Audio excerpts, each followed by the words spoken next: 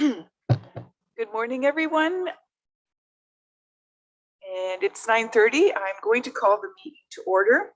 In response to COVID-19, we continue to hold council meetings electronically. Members of the public are invited to participate in this meeting of council by accessing the meeting on our live streamed on our Middlesex Centre YouTube channel. Excuse me. And just before we begin, I'd like to make a couple of announcements.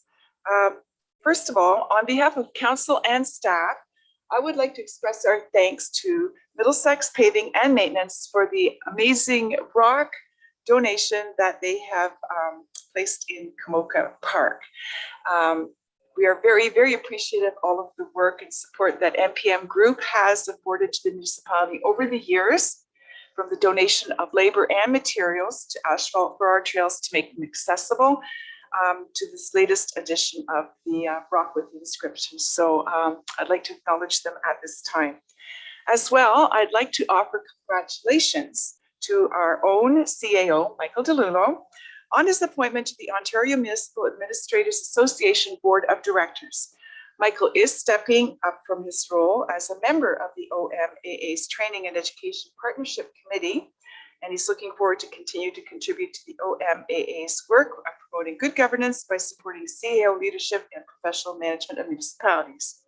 It's always great to let everyone know what our staff is doing and how they're contributing to municipal governance and various organizations. So thank you for that.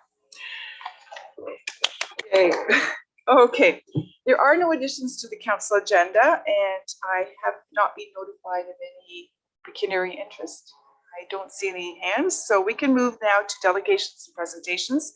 Our first item up is the Vanderborn Municipal Drain Consideration of the Engineer's Report, and Mike DeVos of Spreed Associates is going to be here to present the report.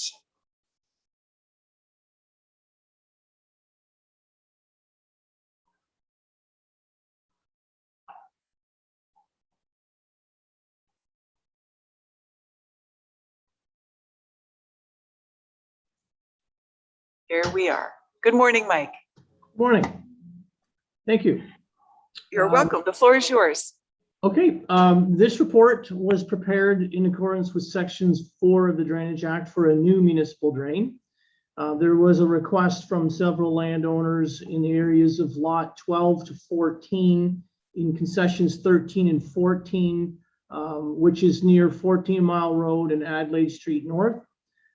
There was an area that was served by an old private tile that was approximately 100 years old and was not functioning to the satisfaction of the landowners. They asked that a new municipal tile drain be installed to replace the old drain.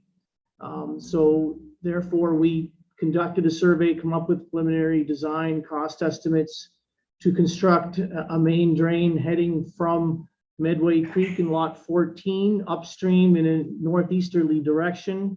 It crosses 14 Mile Road and continues northeasterly and crosses Adelaide Street to the east side of the road, just north of 14 Miles. So there will be new pipe, approximately 14-inch to 21-inch diameter, with catch basins along the way to capture as much surface water as we can and put it in the new tile.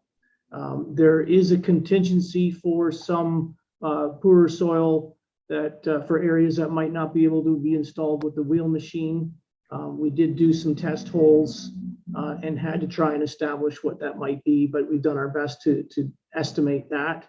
And we've established the tributary area and show the watershed limits with the tributary area as well. So I would stop and open up to questions.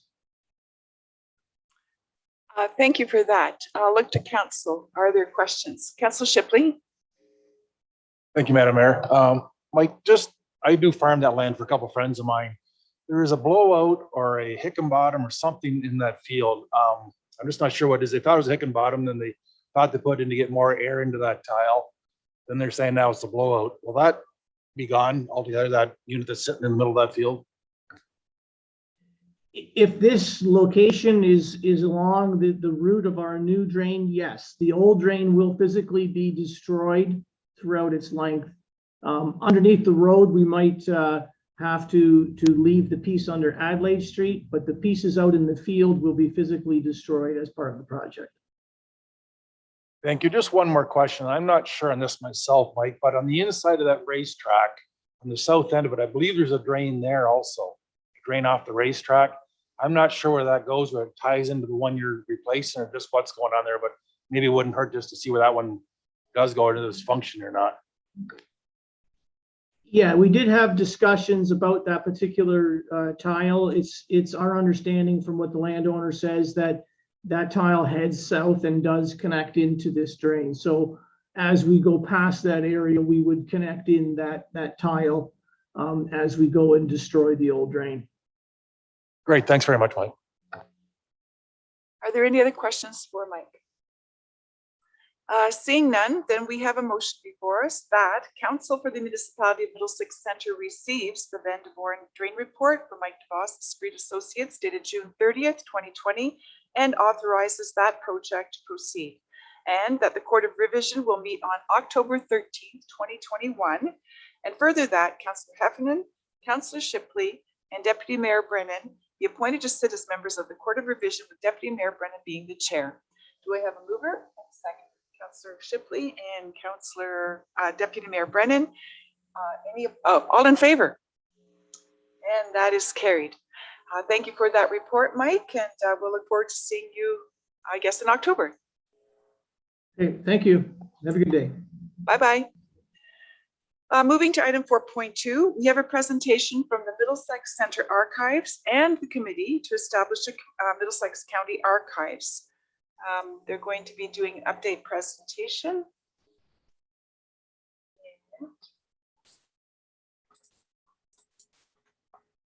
Good morning. Good morning, Carol. I've introduced you. You have the floor if you'd like to make your presentation and start us off. Thank you, Mayor DeVitt.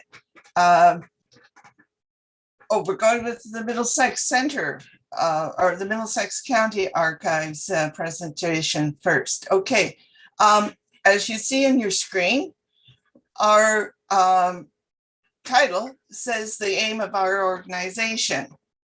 We like to keep things up front. Next screen, please. And we've got a goal, and I think you'll give us an A+ on this one for keeping people informed about an archives and the benefits of a Middlesex County Archives, because you've been receiving lots of information. Next slide, please.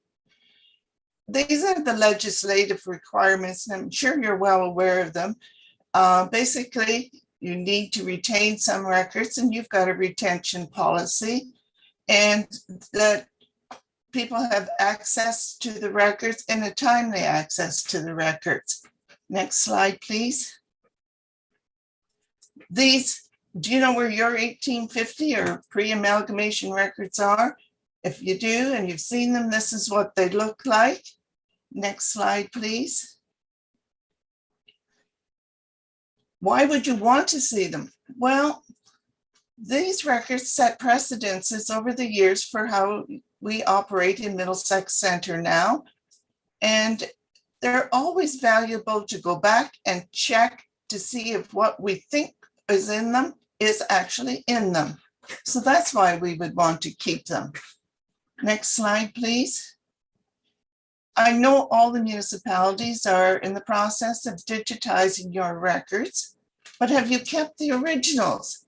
You know, our first computer here was a VIC-20. We've seen storage go through 5-inch floppy disks, 3-inch disks, DVDs, USBs, now the cloud. That's in a period of about 30, 40 years. In 30 or 40 years, the way storage has been changing, do you think you're going to be able to access your digitized records? Plan B is always keep the originals, and it's a good plan. Next slide, please. These are how records were once stored. This is 20 years or more ago, and I'm hoping that the records are stored indifferently now. Not too easy to access there. Next slide, please.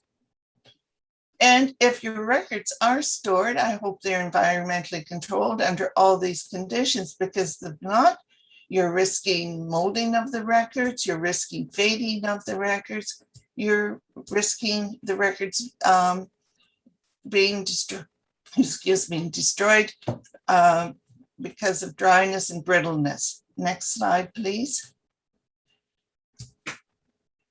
You know, you're not going to see your staff sitting with their feet up on the desk, looking out the window and twiddling their thumbs because we've got a county archives. But what it will do will allow your staff to work on other things in more depth, more policies, et cetera, and do their jobs.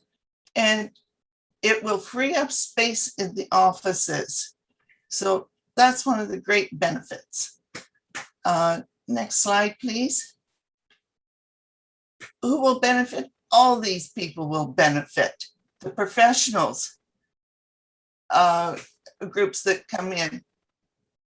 But, you know, the biggest group coming to an archives are genealogists. It's the fastest growing hobby now, and all you have to do is look at Ancestry or Find My Past and the rate those companies are growing. When you're a genealogist, you go to the archives and do your research there, and then you're out into the community looking at all the amenities. So it's culture that brings tourism dollars, and tourism dollars are big dollars. Next slide, please. Why is local history important? Well, local history brings a sense of identity and belonging to a community, and it invests in community pride. And with Middlesex Centre and other municipalities around the county, we've got a lot of new residents coming in. And history and heritage will help blend those two groups together so they go forth to build a community together. I've always taught my students, and I still say it yet today, don't waste this second. You can't get it back. It's history. So next slide, please. All our local historical societies, all archives have these kinds of records in their facilities. They're all important, but I would like to point out one there that's going to be even more important as the days go forward, and that's our Indigenous peoples' history. With the Truth and Reconciliation groups coming into play, these records are going to be even more important. Next slide, please. Yes, we do charge fees, but rest assured, even charging these fees, it is not going to cover the costs of an archives.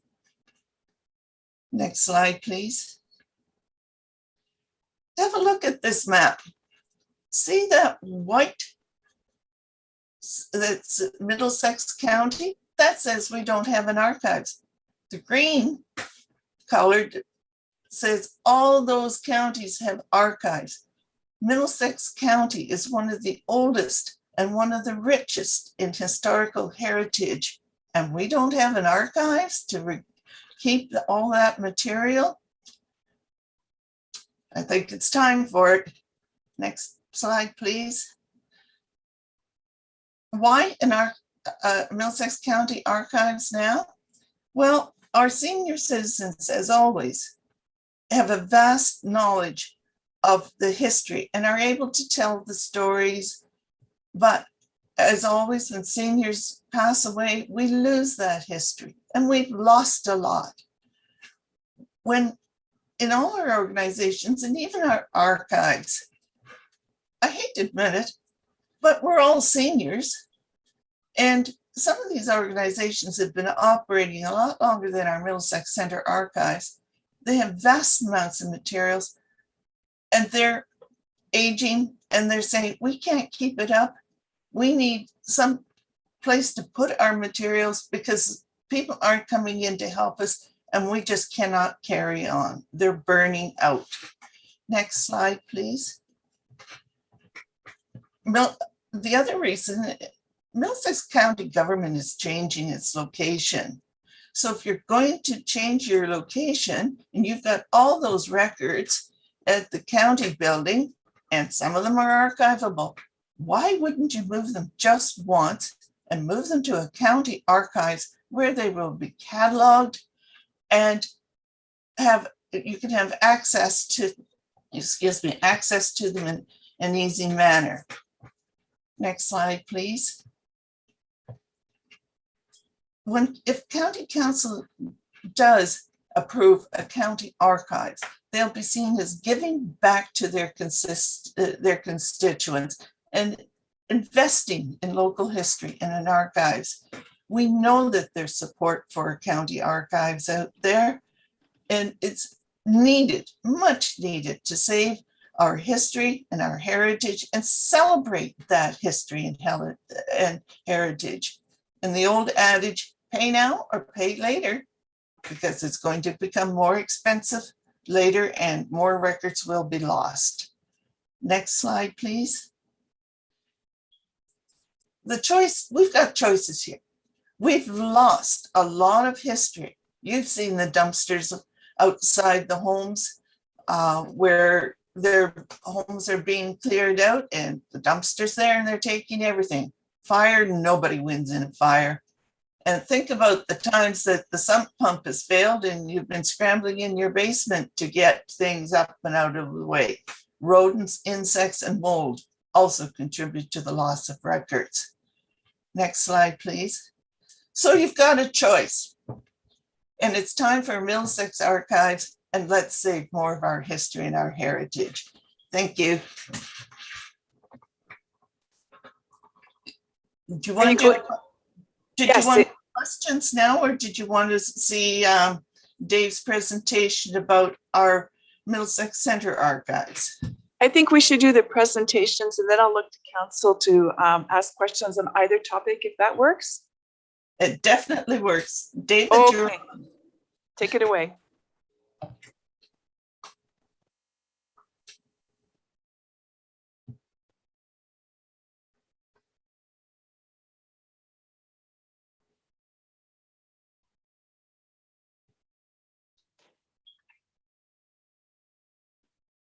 We got problems getting Dave in?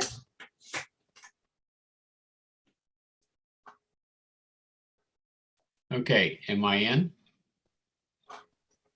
Hello? I can hear you, Dave.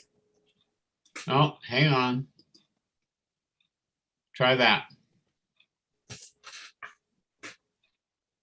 You seem to have lost them. Oh.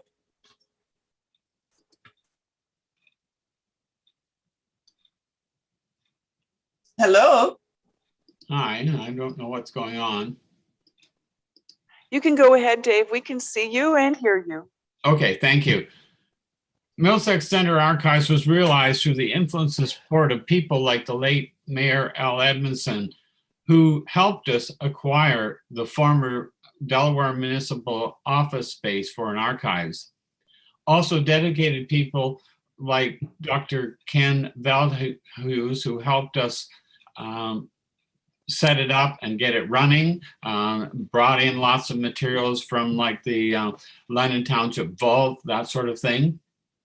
Board of Directors has honored Ken with a reading room designation, and we'll be doing similar things for Al in the near future. Archives was so successful that it quickly outgrew this facility, necessitating the purchase of rolling shelves from a grant to more than double the storage space. But it wasn't long before this also became full. That necessitated us renting from our own funds a facility nearby. With the onset of COVID, it became necessary to rent another facility to house and to quarantine the many new donations arriving at our door weekly, such as the Lowell Mutual Insurance, Boston Collection, Ron Davis Collection, and the Vinek United Church Records, just to name a few. Thanks to Middlesex Center Council for the donation of $5,000 for the new rolling shelves in Annex B to quarantine these donations. we have serious concerns about the future. As Carol mentioned, our volunteers are all seniors and aging with health concerns. And we also are constantly struggling to find money, as most organizations are, with the need to pay an archivist to make us what we are, and to pay rent. What does the future hold as our group begins to age and shrink? Where will we store our valuable collections, and who will look after them? Thank you. Thank you then for both of those presentations. I'm going to now look to council and see if there are questions or comments on your presentation. All right. Deputy Mayor Brennan. Yeah, through you, Madam Mayor, to Carol. Carol, have you considered doing this presentation at County Council, since you're looking for a county archives place for all the county stuff? Perhaps it would be wise to approach County Council and speak to them about this also, because it's going to be a county thing, and County Council needs to hear it. Through you, Mayor DeWitt, to Deputy Mayor Brennan. Yes, we do have a date set up for September 28th. That date has been set up since June, before Kathy Bunting left the county. And we will be coming to you, not with this slide presentation, but with another. And definitely we're coming to ask for a county archives. Thank you. All right. Councillor Scott. Yeah, through you, Madam Mayor, thank you to Carol. I was just curious, do you guys know how much space you'd actually require to do this job right? That would take an assessment. We have done some preliminaries. As your clerk knows, we have surveyed all the municipalities within Middlesex County and our organizations. So, you know, it's a very rough estimate. What that would take if county, the Middlesex County does approve, it would take probably a consultant or somebody to go out. There's lots of models out there, and our neighboring counties with archives certainly would be a great resource to get a finer view of this, how much space would be needed. Add on? Yes, through you, Madam Mayor. So yeah, I can see where it would be challenging to find out how much space you'd require. And then also going forward, I mean, history keeps growing as we grow. So I would say you need a room to expand as you go, or an expansion plan along the way too. Carol. Yes, I think many of our neighboring county archives have found that. Some of them, Wellington County has established, built a new archives in the past 10 years. Great County, before that, Bruce is looking at expansions. As we become older, there's more historical documents out there. So a natural consequence is, yes, we need more room as we grow. We have found that out definitely at the Middlesex Center Archives, 2 annexes now. Councillor Cates. Thank you. Through you, Madam Mayor, to Carol. I'm just curious. So are you planning to have one archive that's Middlesex County, and then there's a section for Middlesex Center, Thames Center, et cetera? Is that what the plan is? Through Mayor DeWitt, what we're asking for is the concept of a total archives, similar to what Elgin County has, Lambton County has, all those counties around us. How they would organize it is up to an archivist. We've been very fortunate in Middlesex Center that our archivist is able to put us on the road to archival standards, policies. Our records are done. I'm thinking of the stacks in Annex A. We've got, say, churches for London Township, churches for Lobo Township, churches for Delaware, Westminster, organized that way. How an archivist organizes the archives is done on archival standards, and that's in their hands. I'm not a professional archivist.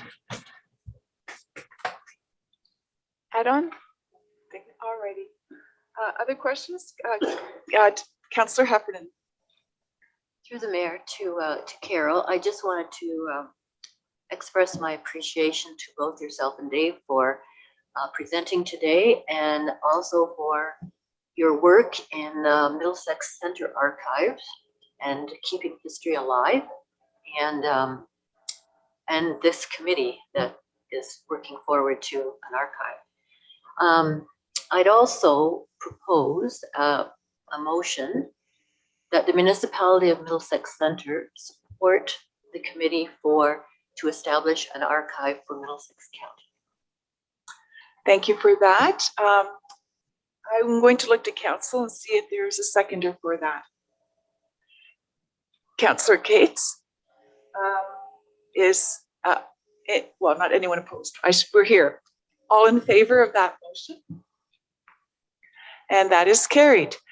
Thank you for that, Councillor Heffernan, and we'll look forward to seeing you at County. Thanks again, Carol and Dave and all of your team for all the work you've been doing and your time to prepare the presentation and give us an overview of what you've been doing, not only here, but how you've been trying to advance the work that you do in conjunction with all of the other municipalities across our county. So thank you again for your time and effort, and we'll look forward to seeing you on the 28th.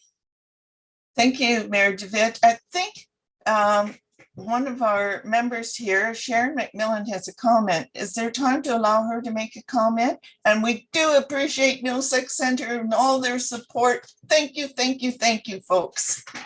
All right. Okay, let's keep it short and we'll move quickly to Sharon then.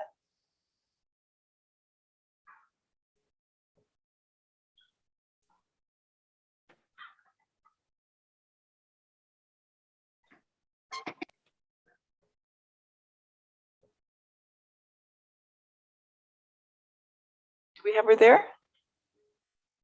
I don't think, can you hear me? Oh, yep, there she is. Good morning. Actually, I think everything's been said and we really appreciate the motion. I can't add anything more. We really do appreciate being here, and we're looking forward to the 28th at the county. Thank you. Okay, thank you very much for your comments. We'll be moving on now to the adoption of minutes then. The minutes for the August 11th meeting is item 5.1, and the motion is that the minutes for Middlesex Center Council meeting held on August 11th, 2021 be adopted as printed. Is there a mover and a seconder, please? Councillor Cates and Councillor Scott, all in favor? And that is carried. Thank you. Moving on to the consent agenda. These are items that are listed on the consent agenda as routine and may require a bit of discussion, but no action on the part of council. We received these as one motion. I'm wondering if there's any question or any item that council wants to address before we call that motion. No questions? Okay, very well. The motion is that item 6.1 through 6.4 listed on the consent agenda for September 8, 2021 be adopted as recommended. A mover, please, and a seconder. Councillor Shipley, Councillor Heffernan, all in favor? And that is carried. Thank you. Oh, okay. Yeah. Did you want to make a comment on that just before? I think that's worth mentioning. Yeah, thank you. Through you, Mayor DeVitt, to Arnie and his department. Wow on the building permits, and great job. Agreed. That's amazing. Okay, now we'll move to staff reports. So the first item we have is from Michael, our CAO, who's going to address the cost of living adjustment for this year, for the year coming up. Yeah, great. Thank you, Mayor David. Through the mayor to members of council. The report before you is to assist us as we prepare for the upcoming budget session. And the report is in regards to putting the preliminary estimate into the budget as we plug away over the next month or so. Looking at the CPI, the Consumer Price Index, and how things have changed. A report was brought forward during the pandemic where we readjusted and we went from 2% to 1% to the salary grid. This report is for the upcoming year with a proposal of 2%, which is below the increase of the 3.7. But I think it's fair enough for us to do our part. And if council's amenable to this, we will then go ahead and plot that into our budget for the upcoming year. Thank you for that report. Does any council member have questions, clarifications? Seeing none, then we have a motion before us that the report CAO 19/2021 regarding the cost of living adjustment for 2022 be received, and that the cost of living adjustment of 2% receives pre-budget approval for 2022 and applied to employee wages effective January 1 for the calendar year. A mover, please. Councillor Heffernan, and seconded by Councillor Arts. All in favor? And that is carried. Moving to item 7.2, I'll ask our clerk, James Hudson, to present the report on voting method and vendor agreement. Thank you. Through the chair. Good morning, members of council. The report before you today proposes telephone and internet voting as a method to be used to administer the 2022 municipal and school board elections. Determining this method is an important step as we begin preparations for the forthcoming municipal elections, which are fast approaching. This report also deals with the appointment of a vendor to assist with administering the voting method, should it be approved by council.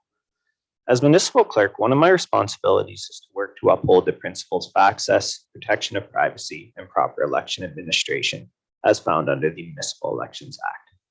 The Act gives the clerk authority to develop policies and procedures which will detail the election process for candidates and for voters. In order to meet this mandate, it's important that the decision on the method of voting is made in a timely manner, and that the method upholds the integrity of the process. There's some highlights I wanted to note from the report that details how the method achieves this. The recommended method is not new to residents of Middlesex Centre or to Ontario municipalities. In 2018, 177 Ontario municipalities offered an online voting option for the residents. Comparably, there are few dedicated online voting software vendors. In 2018, 4 vendors were observed to be used by these 177 municipalities. IntelliVote, the vendor which is being recommended to be used by Middlesex Centre, successfully worked with their clients to manage the election, including for Middlesex Centre for the 2018 election. They continue to strengthen their testing and security features.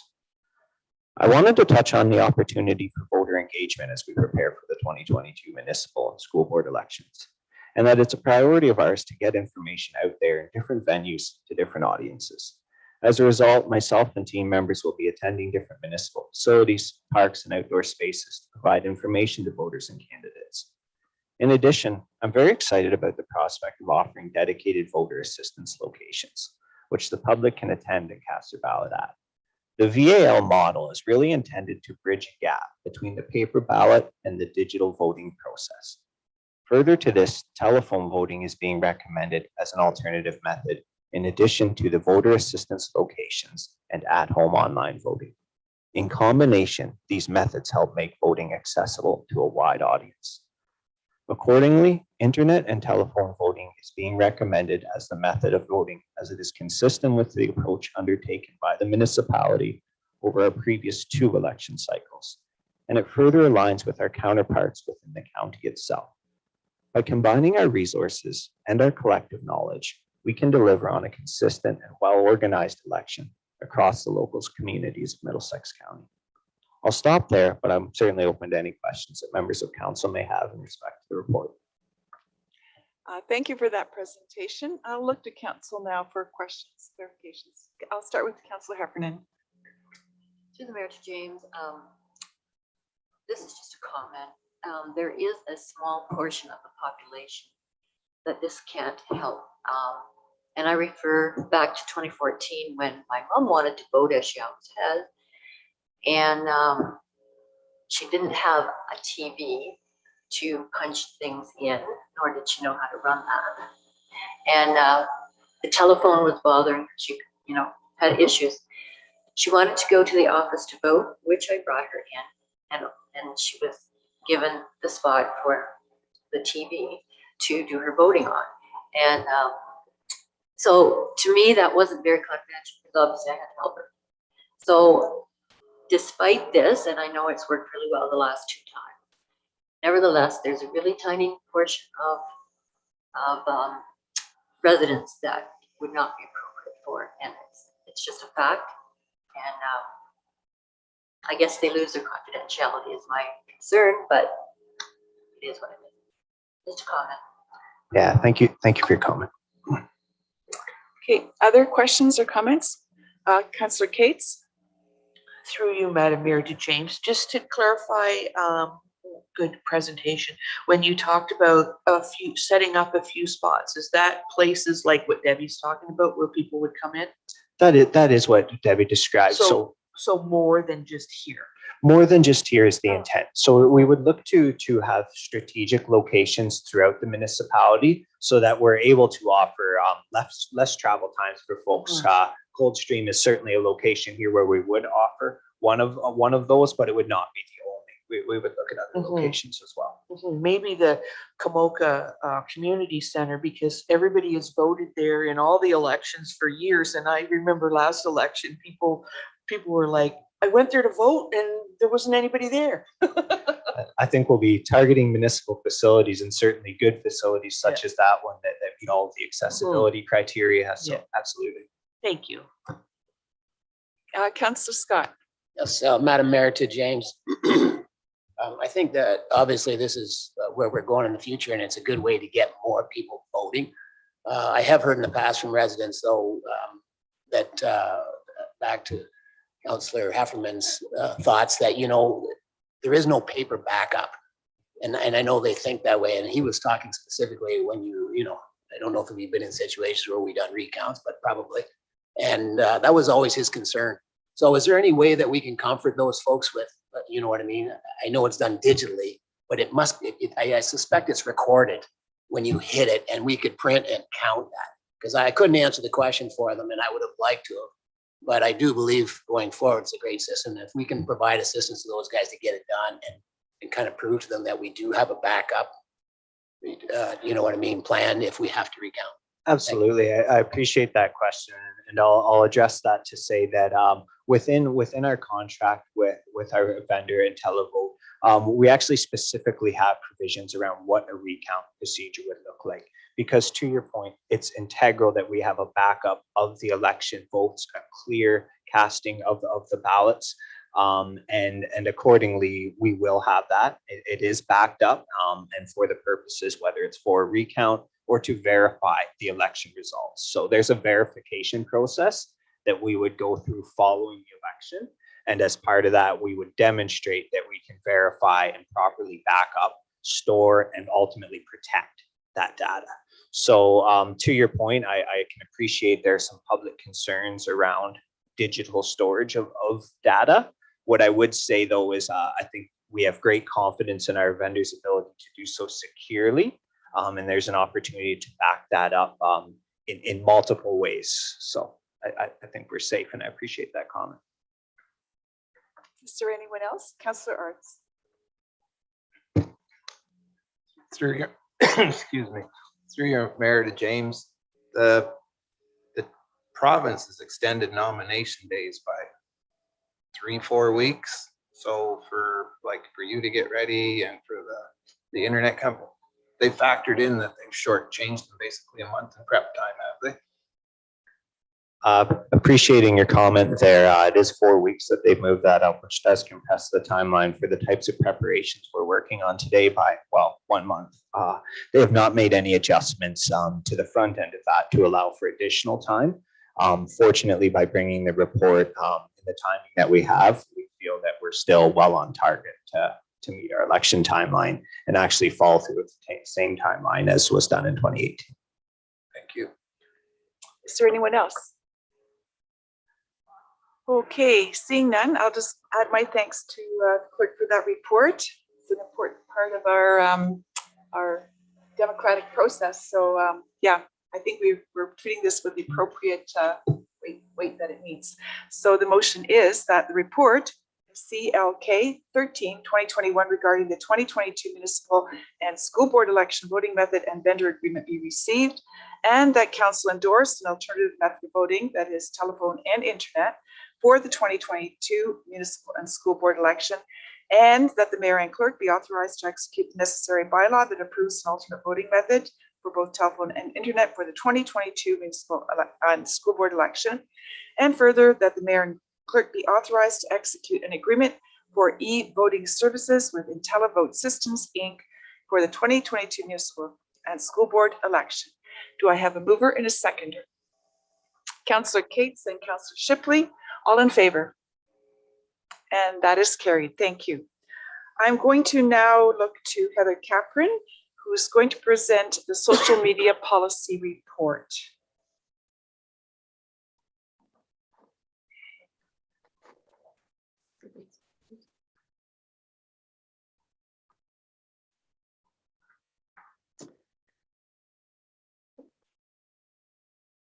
Oh, there we go. We are. Good morning, Heather. Good morning. Thank The floor you. is yours. Go ahead with your report. So the policy before you is our social media policy, and it's a refresher of our 2016 policy. We have an existing policy, but this one is much more robust, and it captures some of what we've noticed during that period from 2016 to now as far as changing trends with social media, and it builds on the work of some of our neighbors, notably the municipality of Thames Centre, whose policy we looked at quite closely. The policy itself has two sections, which is a little unusual. The first section is administrative, and that speaks to how we're going to operate social media internally and what's our process. I think some notable items here is it provides for multiple staff roles. Our current policy doesn't allow for that, and it clarifies their responsibilities. This really became important, for example, when we had our recent Ballymote water emergency shut off and I was on vacation, and we had other staff who were then empowered to go on and share messages with the public that they really needed to get in a timely manner. It also outlines our principles for social media, so that we're going to provide factual, accurate information that will respect confidentiality, and that we won't tolerate personal attacks or discrimination or anything along those lines. It provides guidelines for how we're going to respond to comments and inquiries made through social media, including timelines for how long it'll take us to respond to inquiries. It outlines what types of posts we'll share from other organizations and what those organizations might be. And it also adds a section on records management. So as part of our records retention bylaw, where does social media posts fall? Do we need to capture them? How are they treated under that bylaw? The second part of the policy is probably the more interesting part for council, perhaps, which is personal use of social media. So we know that members of council and members of our staff engage in social media. It's part of our daily lives for many of us. This policy builds on what we had in the previous policy and outlines guidelines for staff for how they interact on social media with regards to their employment here at Middlesex Centre. So it outlines some pretty basic things like don't use our logo in your social media posts without prior knowledge. If you're somebody who's at an emergency response, please don't use your camera to capture that and then share what you saw on social media. That's private. So some of those general rules. But it also highlights the fact that what happens on social media is happening in public and you can be held accountable for it. So with respect to things like our respect in the workplace policy, codes of conduct, if you're caught on social media, you're caught. And I think we can probably all think of examples of where that's come up in other municipalities. So it's a good reminder for all of us who use social media privately that it is a public forum, and that's important. It also adds a new section for you, members of council, which we didn't really touch on in the first policy. And it, again, is recommendations for good practices and best practices on on your part. It certainly encourages and welcomes your engagement with social media. We know that's how you reach your constituents and your family and everyone else as well. So there's no need to get worried that we're saying don't do this. But we want you to be aware that when you're interacting on social media in a public forum, you're representing the municipality and you're tied to our reputation and how we're going to build our reputation. So it talks about things like asking you to abide by the codes of conduct that you abide by around the horseshoe, adhering to privacy, confidentiality, and copyright laws when you're using social media. And also, if you're inclined to use social media during meetings, that you ensure that when you're doing that, you're not limiting your ability to engage with the meeting itself. It has a few other things in there, but those are some highlights. And to James's last presentation, it talks about how council may and may not engage with the municipality's social media during times of the election. So a high level overview of some of those changes. I don't know if you have any questions. Thank you for that report. I thought it was really well done, and you've referenced all the I mean, the code of conduct too is mentioned in the document. So I think we're all pretty clear on how this sort of dovetails. So I'll look to our council then for any questions, clarification, comments. Councilor Arts. Through your mayor to Heather, there was one part, it was page 10 of 11, I just didn't quite get. It said council, should they choose to use social media during a council meeting? Like, I don't quite get that. I've got enough troubles trying to listen to everybody talk. My phone is in my car right now, so that part I don't quite understand. Through the mayor, we have had councillors who like to engage and share what's happening live during the council meeting. Other municipalities, this is common. It's not unheard of. That's why we kind of worded that a bit sensitively, in that we hope that when you're engaging with social media during a council meeting, that you're putting your phone down and paying attention to your point. That's what that kind of paragraph is trying to get at in a perhaps gentler way. Add on, Councillor? No, thank Okay. you. All right, is there anyone else? I don't see any hands, so we do have a motion before us, that report, CPS 43, 2021 regarding social media policy be received, and that the social media policy attached to the report, CPS 43, 2021 be approved. Could I have a mover, Deputy Mayor Brennan, and seconded by Councillor Heffernan? All in favor? And that is carried. Thank you very much for that, Heather. We now have our Director of Public Works and Engineering, Rob Cascadden, who's going to discuss the noise classification for the lands behind the Wellness Center for Design for Happiness. Okay, and I also have been told that our planner, Tim Williams, will also be jumping on to make sure we have a comprehensive understanding of the issues. Yep. Good. So good morning, members of council. I know we kind of cut out there with the transition, but I think I'm good to start the report. So I'll try to keep this relatively brief and not get into all the details. But so this is a report in response to a request for redesignation of noise classification for the lands north of the Wellness Center, which are commonly, I guess, now known as the DFH, or Design for Happiness lands, and that proposed development that's intended there. So this report will give a bit of a background as to the rationale for the reclassification from a Class 2 to Class 4 noise classification as per the MECP guidelines. So staff are recommending that the noise classification be converted to a Class 4 through the passing of a bylaw as part of this report. So the lands in question are known as 1 Tunks Lane, so that on the south side of Railway Ave and on the west side of Tunks Lane, just north of the Wellness Center. The lands are currently designated as a Class 2 noise designation. And just to give you a bit of context on that, a Class 1 designation, or a Class 1 area, is the acoustical environment typical of a major population center or an urban center. Whereas a Class 3 area is that of an agricultural or very small, like hamlet type neighborhood. So the current existing class 2 designation is what kind of falls in between there. So it's considered a semi-urban area. And the intent is, or the desire is, to redesignate that from a class 2 to a class 4 designation.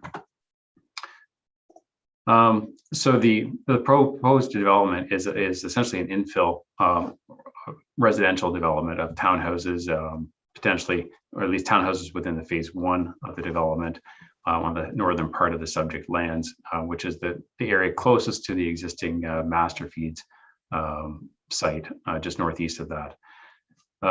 So I think council will recall that as part of the planning process, a noise study was requested by the municipality by DFH as part of that development. And there was an initial noise study that was completed by IBI group back, I don't recall the date, but it was around the time of the RFP that was put out by the municipality. It was an initial noise study to see what the impacts were of the adjacent industry and how that would affect the site. And at that time, even IBI group had identified a recommendation that the lands would be reclassified or redesignated from a class 2 to a class 4 to facilitate the development and lessen the impact on the adjacent industrial lands. So subsequently, DFH has undertaken the noise study required following the NPC 300 guideline, which is put out by the Ministry of the Environment. That guideline is the current consolidation of 3 previous guidelines, but it's the current guideline that's in place. And it's really there to be used as a planning tool to provide the basis for proper control of source noise emissions. And it helps, the intent is that it will help resolve conflicts between stationary noise sources and noise sensitive areas such as residential. So given that the DFH lands, or the lands north of the Wellness Center, are intended to be residential development adjacent to some industrial activity, there is a potential conflict there, and this reclassification is a way of easing that conflict. So one of the substantial changes in the consolidated guideline, the NPC 300, was this introduction of the class 4 area as opposed to just the class 1s through 3.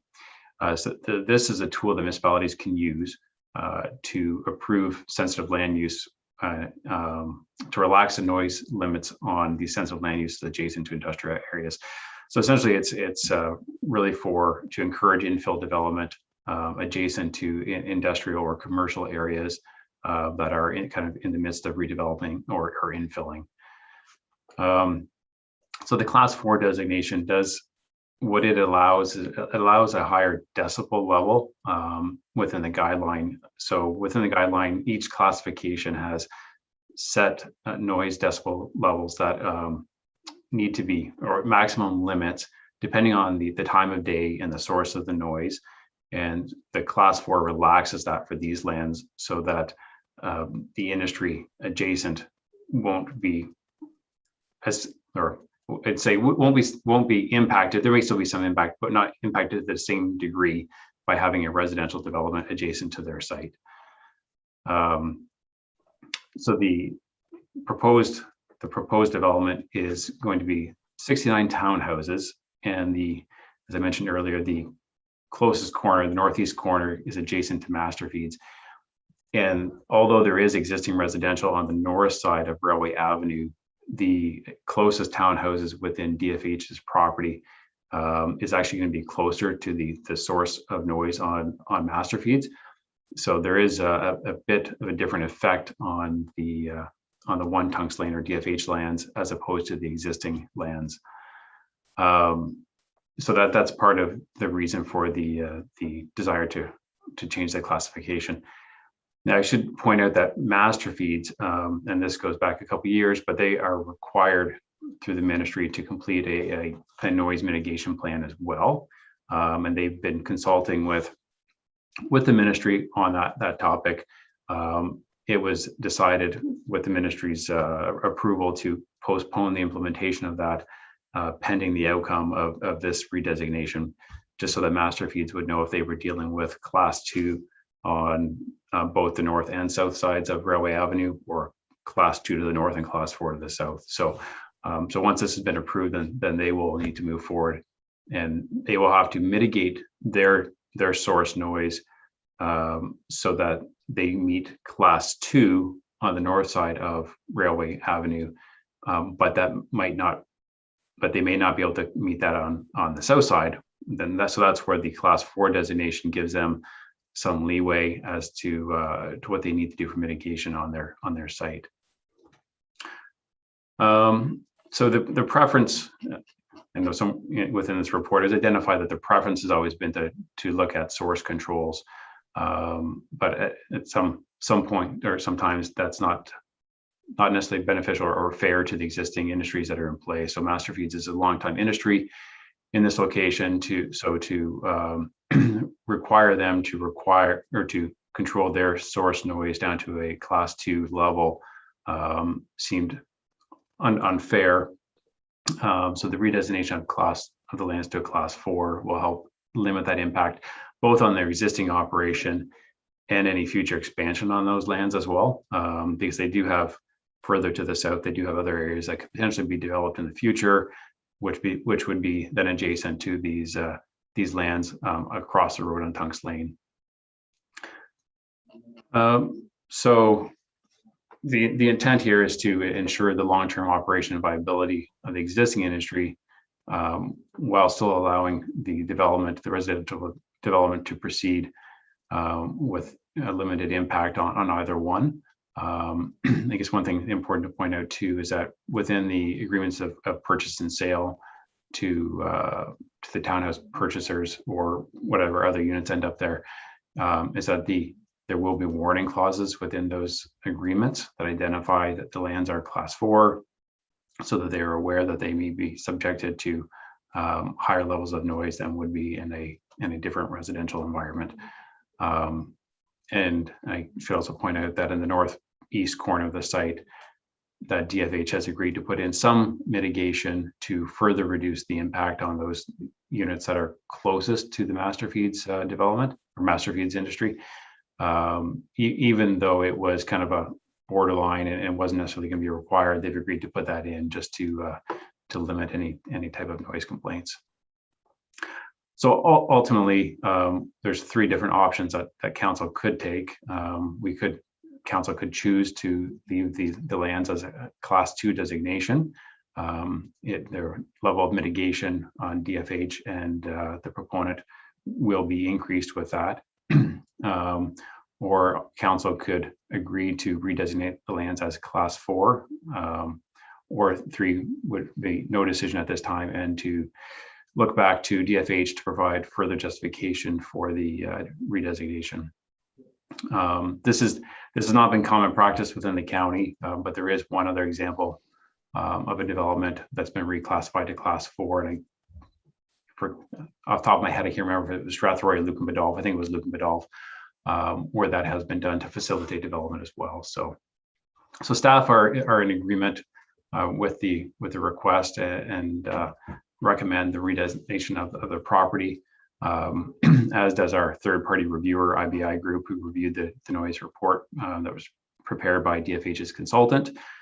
They've not raised any concerns, and it's in line with their initial recommendation, which goes back to the time of the RFP. So in light of this, staff are supportive of the redesignation, and Tim and I are happy to answer any questions that you may have. Thank you for that presentation, Rob. I'll look to council for questions. Councillor Cates, and then I'll take council. Through you, Madam Mayor, to Rob. Good explanation, because I read this in quite detailed and thought I had it, but I had a few questions. So you've answered some of them. So I just want to, in my mind, know. So now I understand why it's, let's call it good for Master Feeds. It's like, I've been here, I make this much noise. That's how it is. And so if we have the development, just re-clarify for me. So I get, if it's class 4, it's going to be registered on title, and then it's going to be known. You're buying / going to be living somewhere where we are telling you there is a higher noise level that's allowed. That's correct. And, okay, and so it's to the developments, we'll call it favor, to have it as a class 4 other than a 2, because then that leaves them open to complaints, etc. Or does it also leave them open to, this is the part I really didn't know, does it leave them open to really special building code requirements? You know, double brick walls or something like that. Yes, so there is mitigation measures that they can take within the building structure themselves, and there's the noise guidelines look at the noise levels at different locations. So there's outdoor receptors, and then there's receptors at the plane of the windows, and so those are treated slightly differently. So obviously the outside ones are not impacted by the mitigation within the structure itself, right? So then you may get into noise walls as well. So this is where it gets, I think, a little bit complicated. Maybe Tim can jump in too, but is that the benefit of going to the class 4 is that it aids master feeds in that they don't have to limit their source controls down to a class 2. But if, depending on how the ministry enforce that, in my mind, it limits the mitigation on both sides, both master feeds, what they have to do to limit their source control, and then DFH as well, if they had to ensure that it was limited down to a class 2 level of noise. So my understanding is that there's benefits to both parties here. Yeah, I did too. I just wanted to kind of clarify. Thank you. Okay, Deputy Mayor Brennan, you had a question? Through you, Madam Mayor, to Rob. You indicated that Master Feeds does meet the class 2 on the north, on the buildings north of, on the north side of the one road, and that they couldn't do it because the new building would be closer. So this is a way for them to be able to continue, and both sides would be able to operate with class 4 then, is that correct? Yeah, and so I'm not saying that they can't meet the class 2 on the north side. So they will be required, because that's an existing area, through their noise mitigation plan that they're gonna have to put in place with the ministry. They will have to control their source level to meet class 2 on the north side of Railway Ave.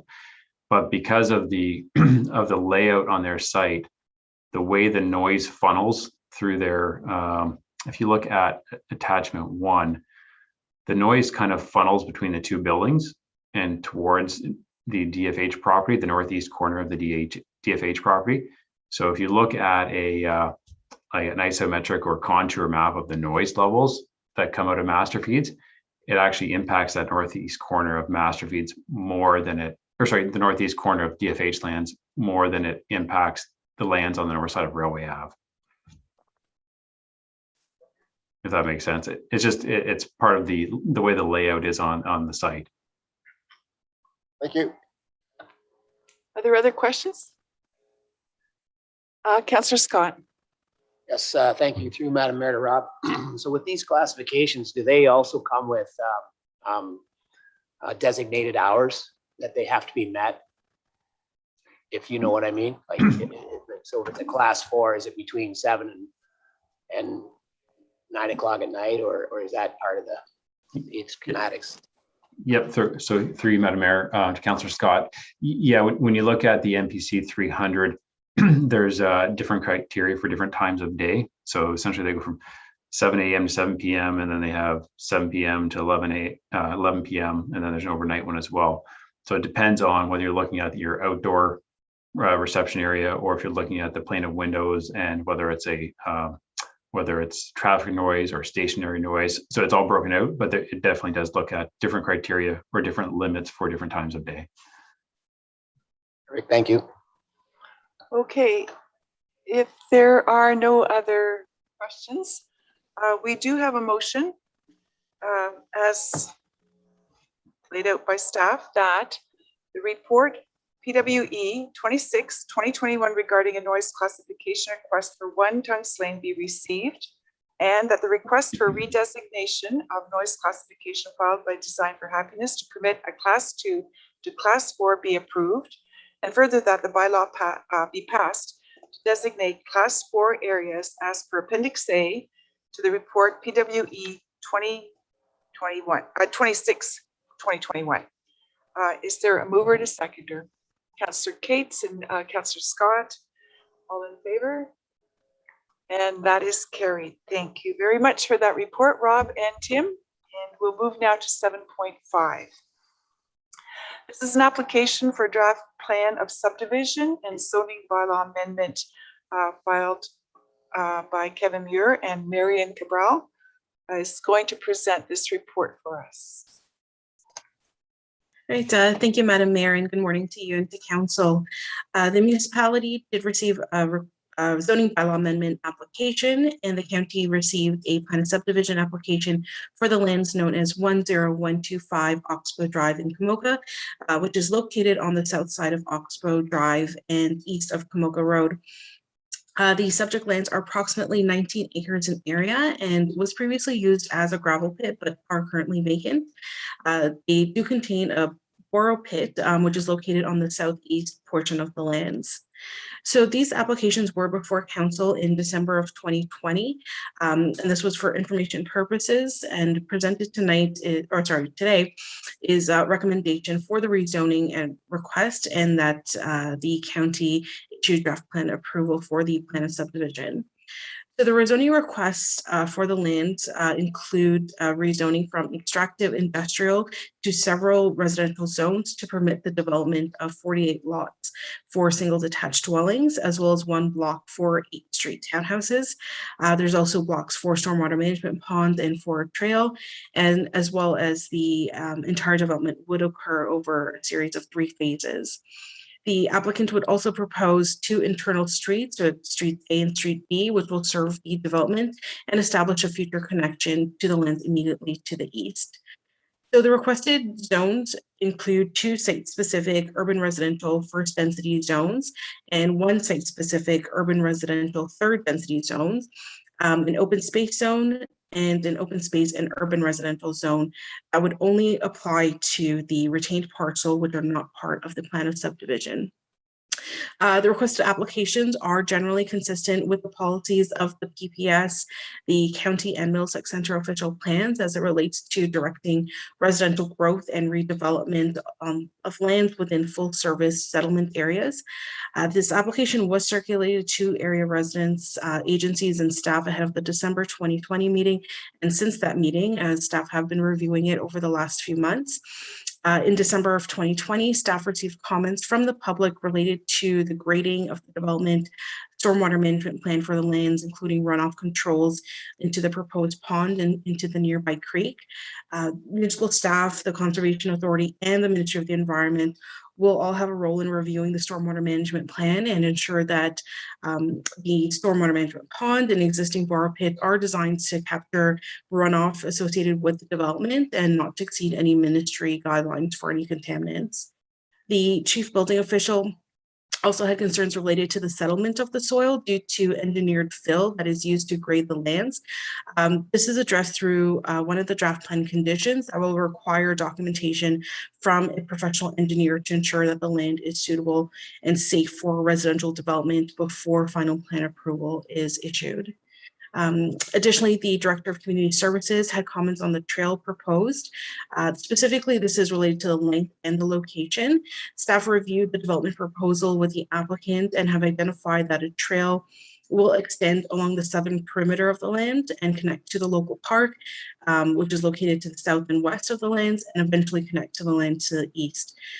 However, the proposed trailway will not go near or to the rear of residential lots or the stormwater management pond.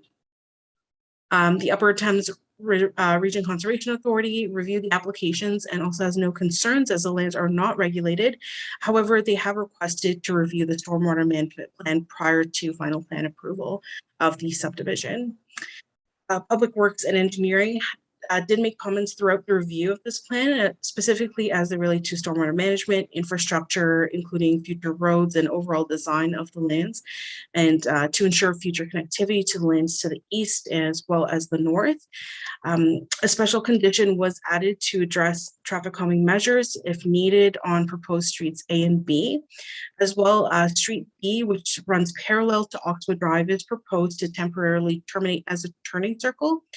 This turning circle will be constructed to a permanent standard, but the future of the circle and lands immediately surrounding it will be addressed through the subdivision agreement for phase 3. Planning staff did review the rezoning request and are generally satisfied that the requested zones for low and medium density development are appropriate for the lands. However, we do make a few revisions, specifically for the requested rezoning. An existing UR1-41 zone will only apply to block 55, which is located in the northwest most portion of the site. And this block is proposed to be rezoned this way to be consistent with lands immediately to the west, as it will be merged with that land. A new site-specific UR1-42 zone, which is applicable to phase 1, will have a revised minimum front yard setback of 8 meters and a special provision that the garage will not project beyond the front base of the wall, and a revised maximum lot coverage of 38% for the dwelling and 41% for all buildings. A new site-specific UR1-43 zone for phases 2 and 3 will have a revised maximum lot coverage of 43% for the dwelling and 46% for all buildings. And a new site-specific UR3-16 zone that will permit only street townhouses and accessory uses and contain no side yard setback between common walls. Again, the open space zone, which is a general zone, will continue to apply to the stormwater management pond and the trail, and an open space and urban residential first density zone will apply to that retained parcel that is not part of the subdivision, but will allow for the development of one single detached dwelling. So given the above and review by public agencies, council and staff, the subject applications are consistent with the PPS and official plans for the county and Middlesex Center. As such, it is appropriate that Middlesex Center recommend draft plan approval subject to the draft plan conditions attached to the report and approval of the zoning bylaw amendments as amended. I'll be happy to answer any questions. Thank you for that presentation, Marion. I'll look now to council for questions and clarifications. Councillor Arts. Through your Madam Mayor to Marion.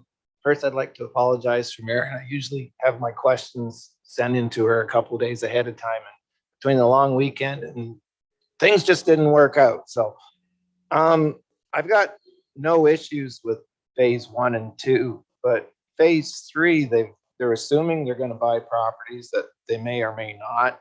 They've got Street B dead ends into a bulb, and you can't even extend that straight because they're into the one house property. So unless they bought 10171, they have to put a jog in the road to go around 10147.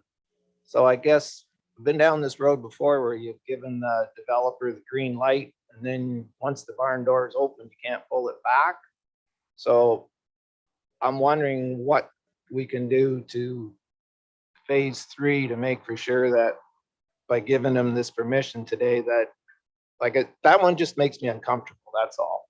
And I really don't feel like giving them too much leeway on that one yet, because there's just too many things that aren't making sense to me. And again, I apologize for not sending you this yesterday, Marion. Do you want to comment on that, Marion? Sure. To Councillor Arts, I understand your concerns, and this is something that we did review quite in depth with the applicant to ensure that that turn circle can be removed, and but we can't necessarily control any development that happens to the east. So that is partly why one of the conditions related to that turning circle would be addressed through phase 3, and that's primarily to allow for some time to pass and to see where the land to the east, eventually develop and to see what happens over the next few years. I think maybe the Director of Public Works and Engineering might be a little bit more inclined to say more about that, but I do understand those concerns. Okay, And add on? I forgot it's the 25 foot drop too. So before they're allowed to do anything, that would have to pass all our engineering specs too, like for slope, or it's got to be like a 1-3 slope for that other property because you can't take their hill out like, so we still have power. I guess that's my question.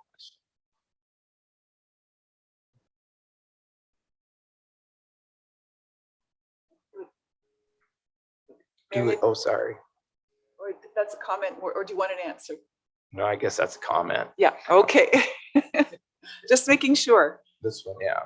Okay, Councillor Case. Thank you. Through you, Madam Mayor, to Marion. Hi, Marion. So I have my brain's going like this when I read all of this, because I also agree that it's like what a slope and the big pond and wow. So a few things in no particular order. So I saw that they were asking for lot coverage, very large lot coverage. So one of my questions was going to be, did you change it all to 38 and 41? But then you just mentioned something about 43 and 46. Yes, through you, Madam Mayor, to Councillor Cates. That's correct. So we did revise the lot coverages. They were quite high for the area. For one zone, which is the UR1-43 zone, which would apply to phases 2 and 3. We revised the maximum lot coverage to 43 and 46%. And this was consistent with some of the other zones within the Kilworth area specifically, where the zones were very similar. And we're hoping that that kind of addresses some of the variance requests that we've seen recently, and to avoid the constant applications coming back to council. Okay, thank you. I keep going. Yeah, okay. So at the bottom of it where the pond is, and there's going to be a stormwater pond, but then is the existing pond going to still be there on the retained land? Yes, that is correct. So that existing pond will continue to be there. And I believe it's a location map that looks quite large. Some of it will be filled in, but that pond will still be there, at least on that retained portion. But the lands that are to the east of that pond will likely be graded and filled in just a little to support one single detached dwelling. And that would be used by the proponent or the applicant. Do you know how big that retained piece of parcel of land is? I couldn't figure that out from the documents we had. Sorry, just give me 1 second. I'll quickly look it up.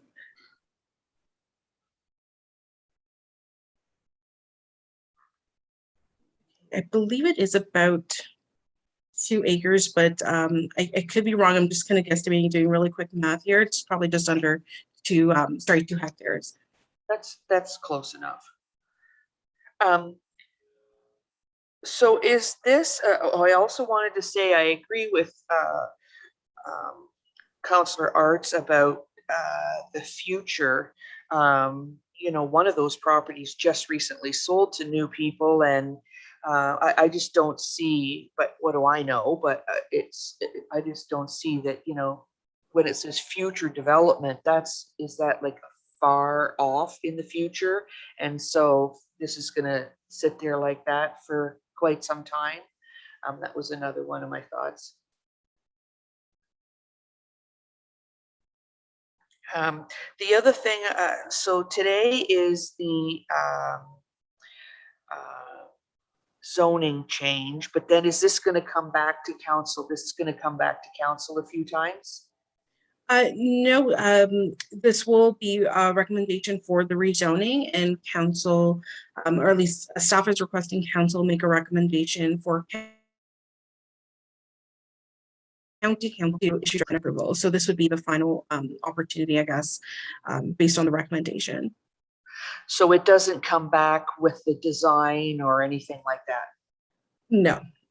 This is it. But it does go back to our departments for, you know, like Arnie's commented here about a hold symbol for the pond, and, you know, somebody's making sure they're tamping dirt and fixing the slope. I think that's part of my concern, is that what kind of nightmare could this turn into from the slope and building on it? Absolutely. So through the draft plan conditions, it's tied to the plan of subdivision application. The proponent would be required to meet those standards, specifically related to the grading and the slope, as well as like the stormwater management on the land. So that would be addressed and reviewed by staff prior to any development occurring on the lands. Okay, to them, but not, plan of subdivision doesn't come back to council.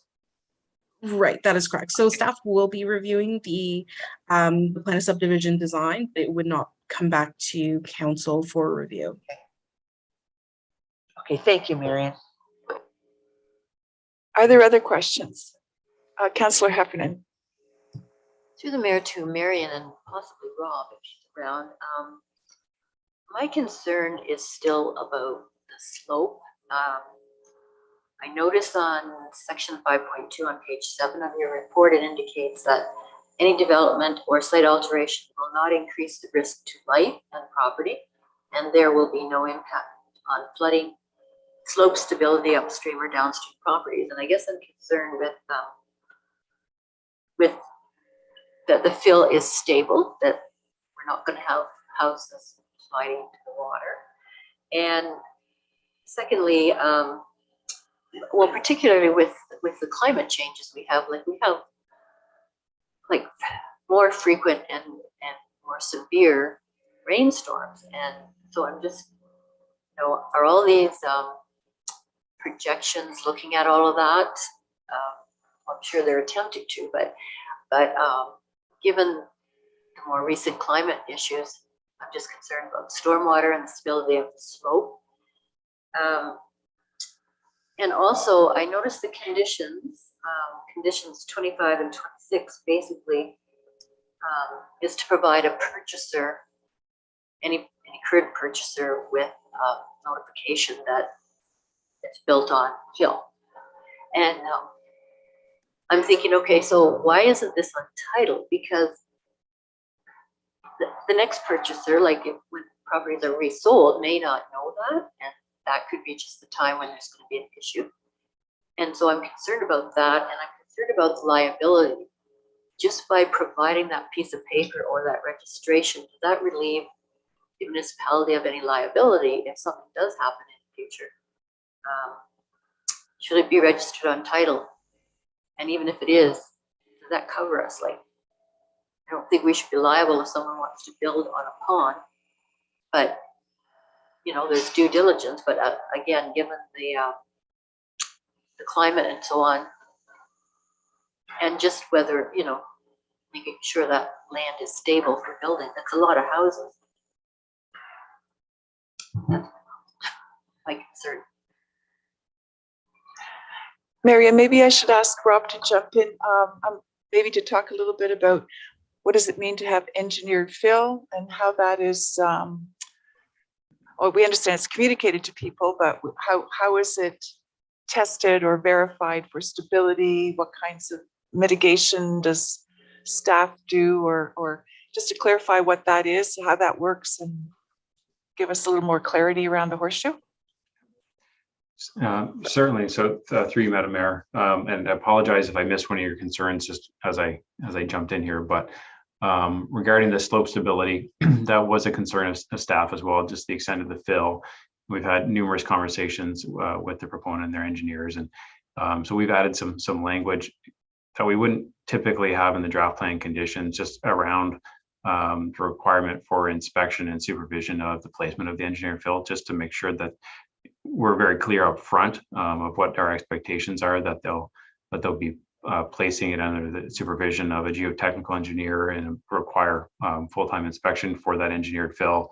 Beyond that, and you know, the requirement for them to meet you know, standard engineering practices and good construction practices, even when it comes to the selection of the soils that they're going to use for that, that's very much on the consultant who's doing that review to ensure that that is put into place.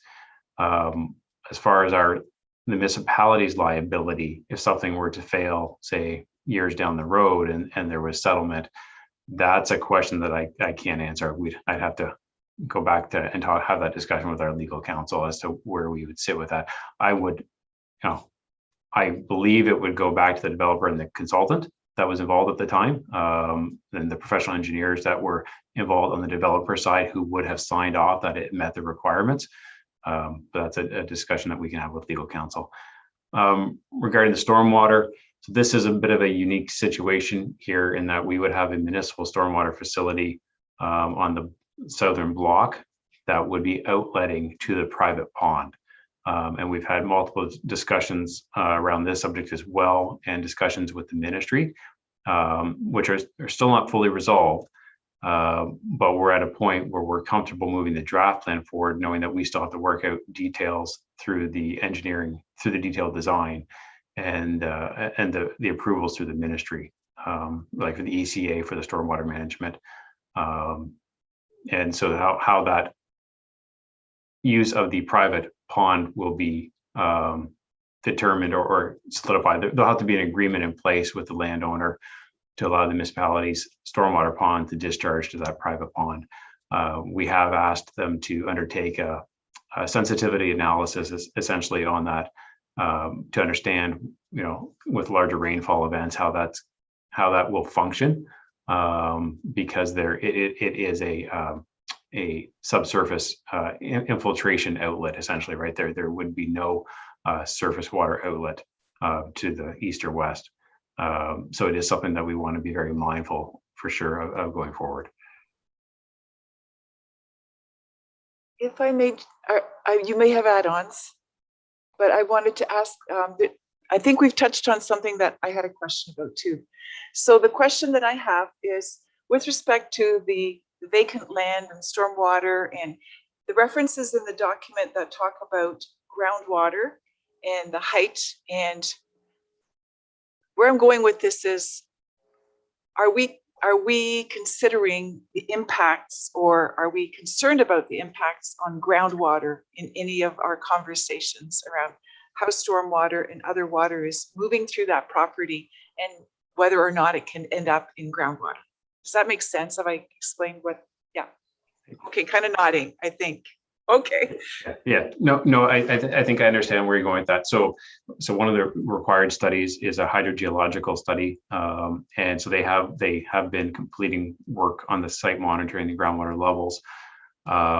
So there will be a study that will be required through the detailed design to clear the draft plan condition.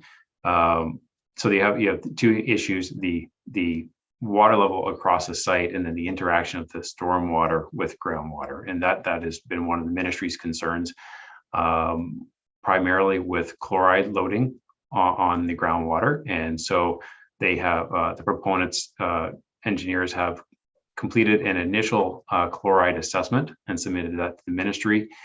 We know that there's still further dialogue that's required before they'll get to a point where they'll be able to get an ECA through the ministry for the completion of that stormwater pond. So that is definitely a concern, and we know that's something that has to be worked through. If we were to get to a point where they just could not achieve an approval through the ministry for outlet to groundwater, then they would have to revert back and look at one of their earlier plans to construct a surface water outlet. One was initially to the west to Queen Street, with controlled flows. And if that's the point we get to, then it would have to, it may require a modification to the draft plan to enlarge the stormwater facility or something of that nature to make sure they can control the flow. So it's not something that we see holding up the project. It's just details that we know we have to work through in the engineering design. Okay, I was just, I know that we have the report on the stormwater management report in the document package, and you mentioned the the salts. I was asking mostly because I think there have been changing standards from the ministry, and what impact, where does that leave us and them and the proponent and so forth. So thank you for explaining that and providing more detail. I'll go back to Councillor Heffernan. Thanks, through the mayor, to Rob. So have you had experience with or know of places where they have successfully built on borrow pits and ponds and stuff like that?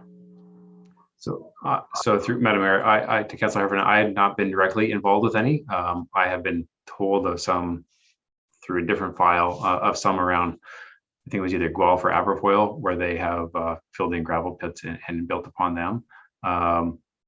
That being said, I have seen other sites that they weren't necessarily gravel pits, but that have had substantial depths of fill, like 6, 7, 8 meters of fill placed on them, and they have successfully built on them. So as long as it's done properly, compacted with good material, it's certainly technically feasible to do. Would this be like, in those circumstances, do you know if the whole pond was filled in, or like this one seems to be just around the edges? Mm-hmm. But wouldn't that increase the risk of slope failure if it's not completed all the way around, like through the middle and everything? I don't believe so. That's where I guess a geotechnical engineer with that expertise could speak to it better. But I know when they look at it, they look at the angle of the slope and factors of safety, right? So they look at the pressures on it, the height, and they build that into it. I know I've seen a similar geotechnical report for partially filling in some slopes on a different matter, and that's really what they were looking at. They were looking at what angle, say instead of a 2-to-1, it might have to be a 4-to-1 slope or something to have a sufficient factor of safety that they're comfortable with.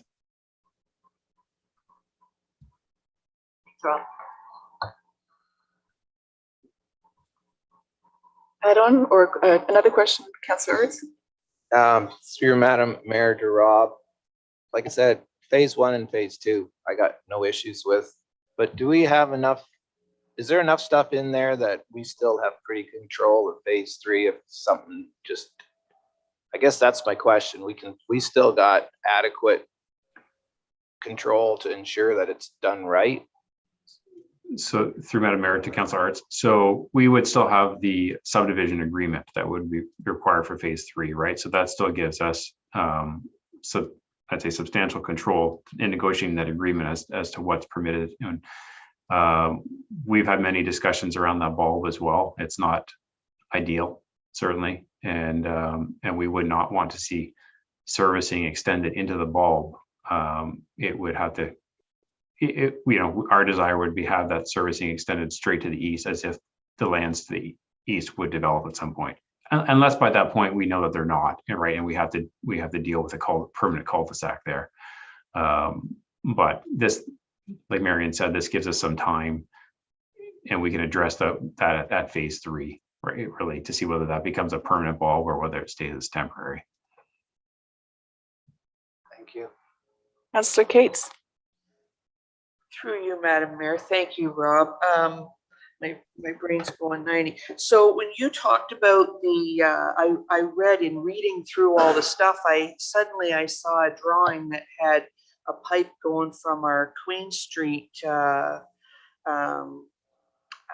building, or I don't know if it's stormwater, the Queen Street over to the development, and I thought about the big hill and stuff that's there. Is that the plan B? I know that the proponents engineers had initially proposed that. So I believe that is a feasible option for them, although there's other costs associated with that, looking at the downstream sewers, and there may be some upgrades required. So it's not their most desirable option, but it's feasible, and that the elevations facilitate the flow to the west, right? So And so just so that I know that I said this, because again, back to the slope and, you talk about as Mayor Ina said, the salts but when I was reading through all of this, I guess what I can't vision is after the fill, how sloped are these houses going to be? I was more thinking of a big rain and the water runs and it just goes into this guy's basement and into this guy's basement. And so that's some of my thoughts. It's not just the storm water, et cetera. It's what's going into the basement. Yeah, so through Madam Mayor to Councillor Cates. So I have not seen the grading plans myself. So usually after draft plan, they get into the detailed design. And I believe they have preliminary grading plans at this point. But say, for example, those lots up front onto Oxbow, I'm sure those will be walkout lots to keep the grading down at the rear of those as much as they can. And then the next ones, whether they're stepped or not. But the grading, the detailed grading for the lots will direct flow, to the side yards, and there should really be no concern about water going into basements. That can be, quite easily designed around. Okay, so just to clarify, this what's coming here today for the the rezoning, this is in the normal time of what you guys are doing or getting them to do, that this is the next step to do this so that other things can go on, or we early here for some things you're waiting on? No, so at this point, so once the draft plan is approved, then we would well, they've actually submitted the phase 1 engineering drawings, but we haven't completed that review yet. So we would typically, once the draft plan is in place, we would get into the detailed review of the detailed design drawings.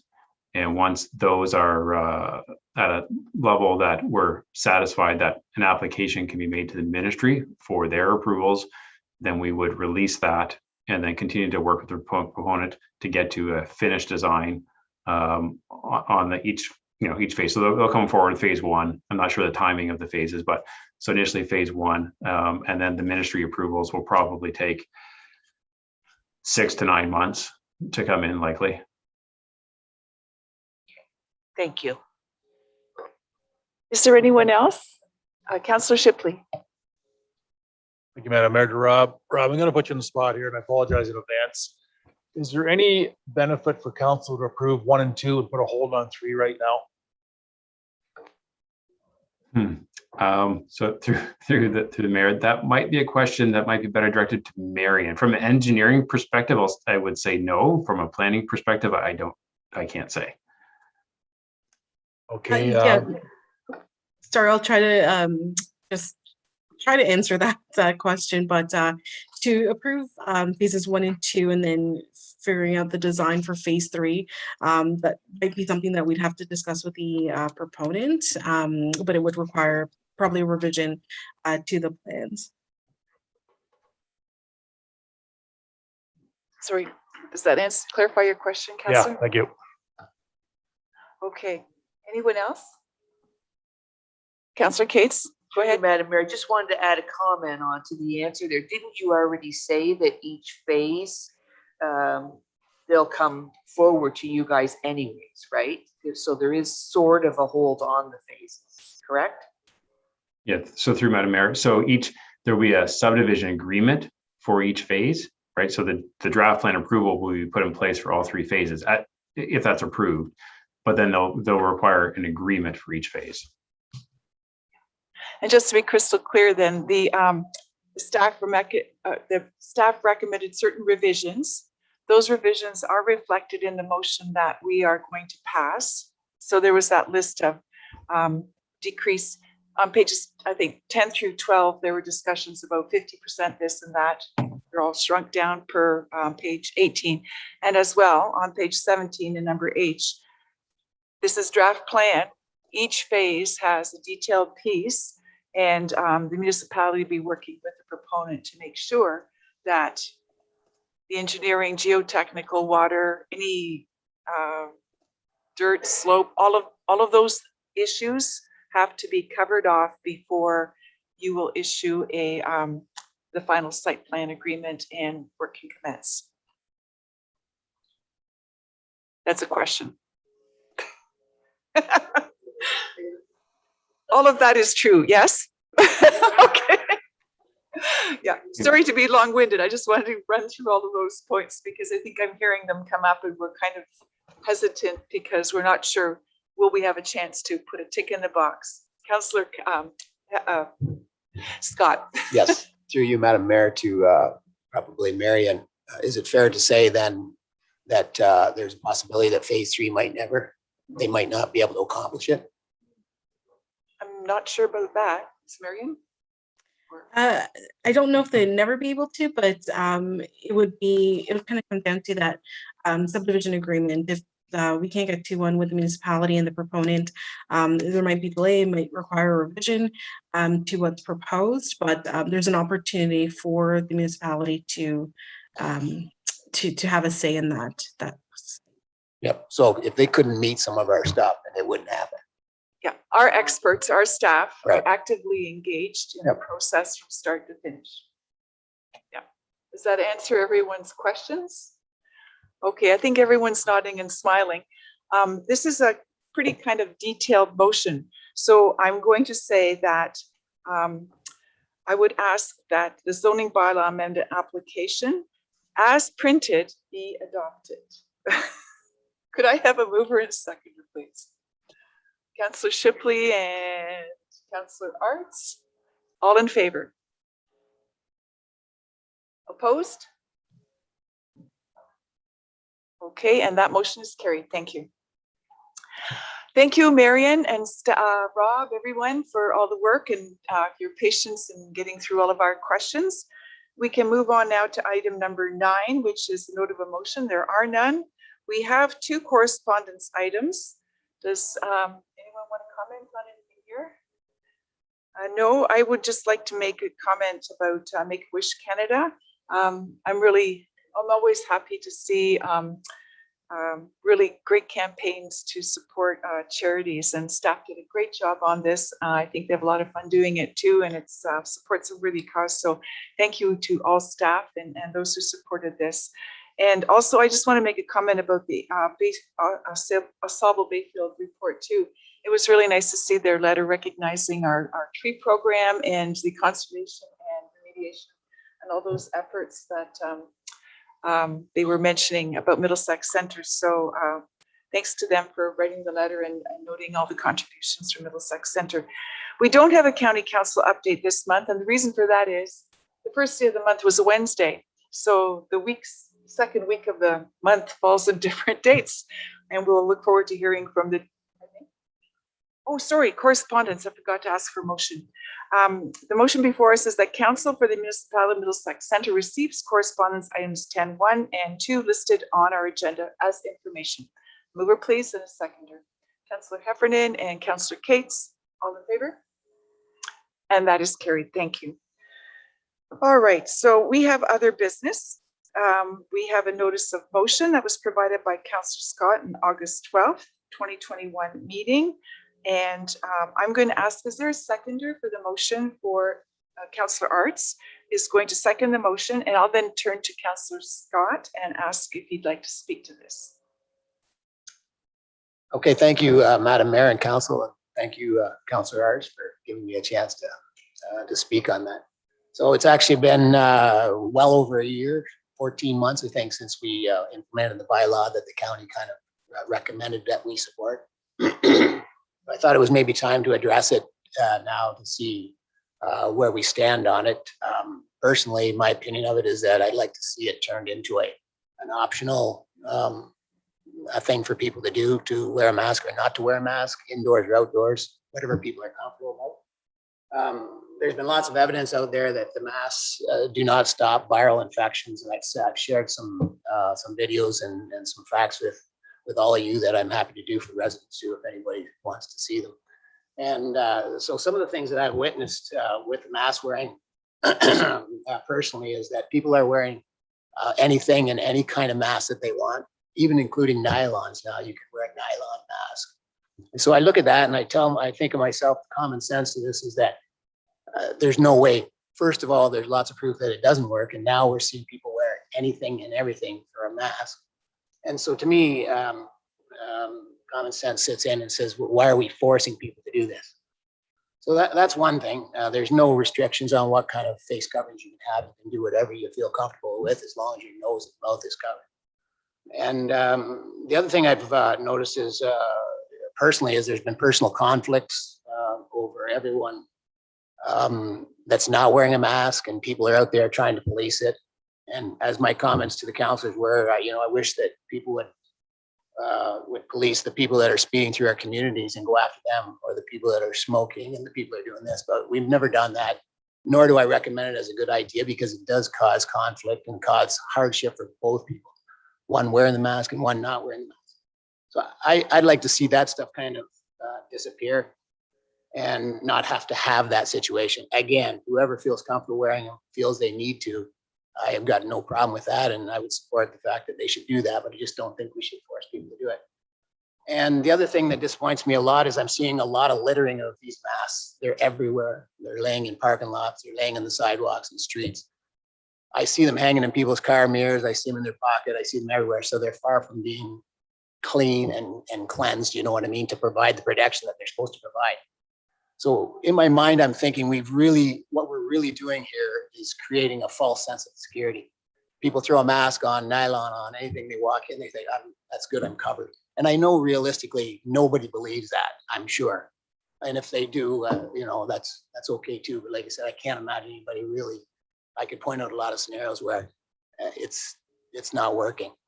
So anyway, that's kind of some of my thoughts now. And I know our government is leading us in this direction, and it seems odd for me to stand up and say, hey, but you know what, I'm here and I've got an opinion, and I think it's important that I share the opinion, because our government isn't always right as I've recognized. And so I'd like to stand up and be a leader in that here in Middlesex Center, and maybe possibly change that bylaw to be optional for people. I mean, it's one thing to wear a mask for 10 minutes in and out of a store, but when you force employees to wear a mask 8 hours a day and threaten them with fines and stuff like that, it's prison. It really is. So anyway, I thank you for your time, and I would love to hear some comments, or if somebody can show me otherwise how they're working, I'd be happy to see that too. Thank you for that. I'll look to councillors if there are any if there's anyone who'd like to comment or. Okay, I'll just start. I saw hands go up, so Councillor Heffernan. Through the mayor to Brad, to Councillor Scott. So I would be a proponent of wearing a mask, because simply you don't know the other side. Like, there's lots of people with perhaps health issues that you're not aware of. And yes, it may be a false sense of security in one sense, but on the other sense, we've seen that the numbers of flu have dramatically reduced a lot since last year. And I think part of that is the mask as well as hand washing. But so I think that is a standard. As far as litter goes, yeah, I agree with that. There's a lot around, but it's the same with, you've got pop cans, you've got, chocolate bar wrappers. If people are going to be pigs, they're going to be pigs. Simple as that.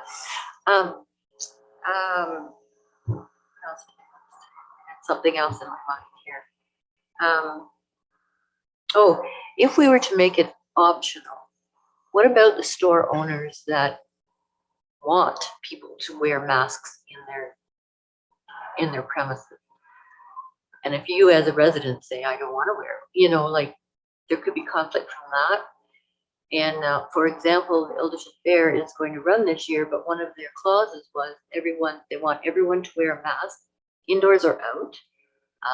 And they respectfully ask people who choose not to wear a mask to stay home, out of respect for the people who want to wear it. So I don't know. I just think that, and I know what I want to say. I did look at the videos, the YouTube, and I did hear that. And so, of course, I tested all my masks that I have at home.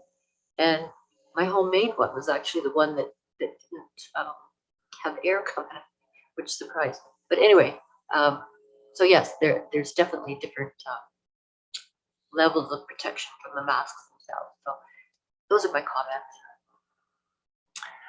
Thank you. I'll go to you next, Councillor Shipley. Thank you, Madam Mayor. Through the mayor, to both you and Michael, the AMO conference was just over. Was there any discussion there of any municipalities going against the wearing of masks? Any discussion at AMO with that? Through the chair, not at this time. I'm sure as council is aware, the discussion right now is all about vaccination policy. So that's something that's under review, and how that would be applicable in a municipal administration setting. Thank you. Just to add to that, Brad, I'm probably the wrong person to be going this way. As you know, my wife is a nurse, 35 years nursing. She wears a mask 8 hours a day. And they are now doing COVID swabbing for patients in her department, which now includes a face shield, a hat, gloves, and a gown. I guess, like I said, I don't have a problem walking into a store and putting a mask on. I know some people do, and that, that's, I guess, different people's values on that. I don't know where else, how to put that, but I got to support, I think, what my wife is doing every day. She wears a mask for 8 hours, and I can wear one to walk into a store. Thank you.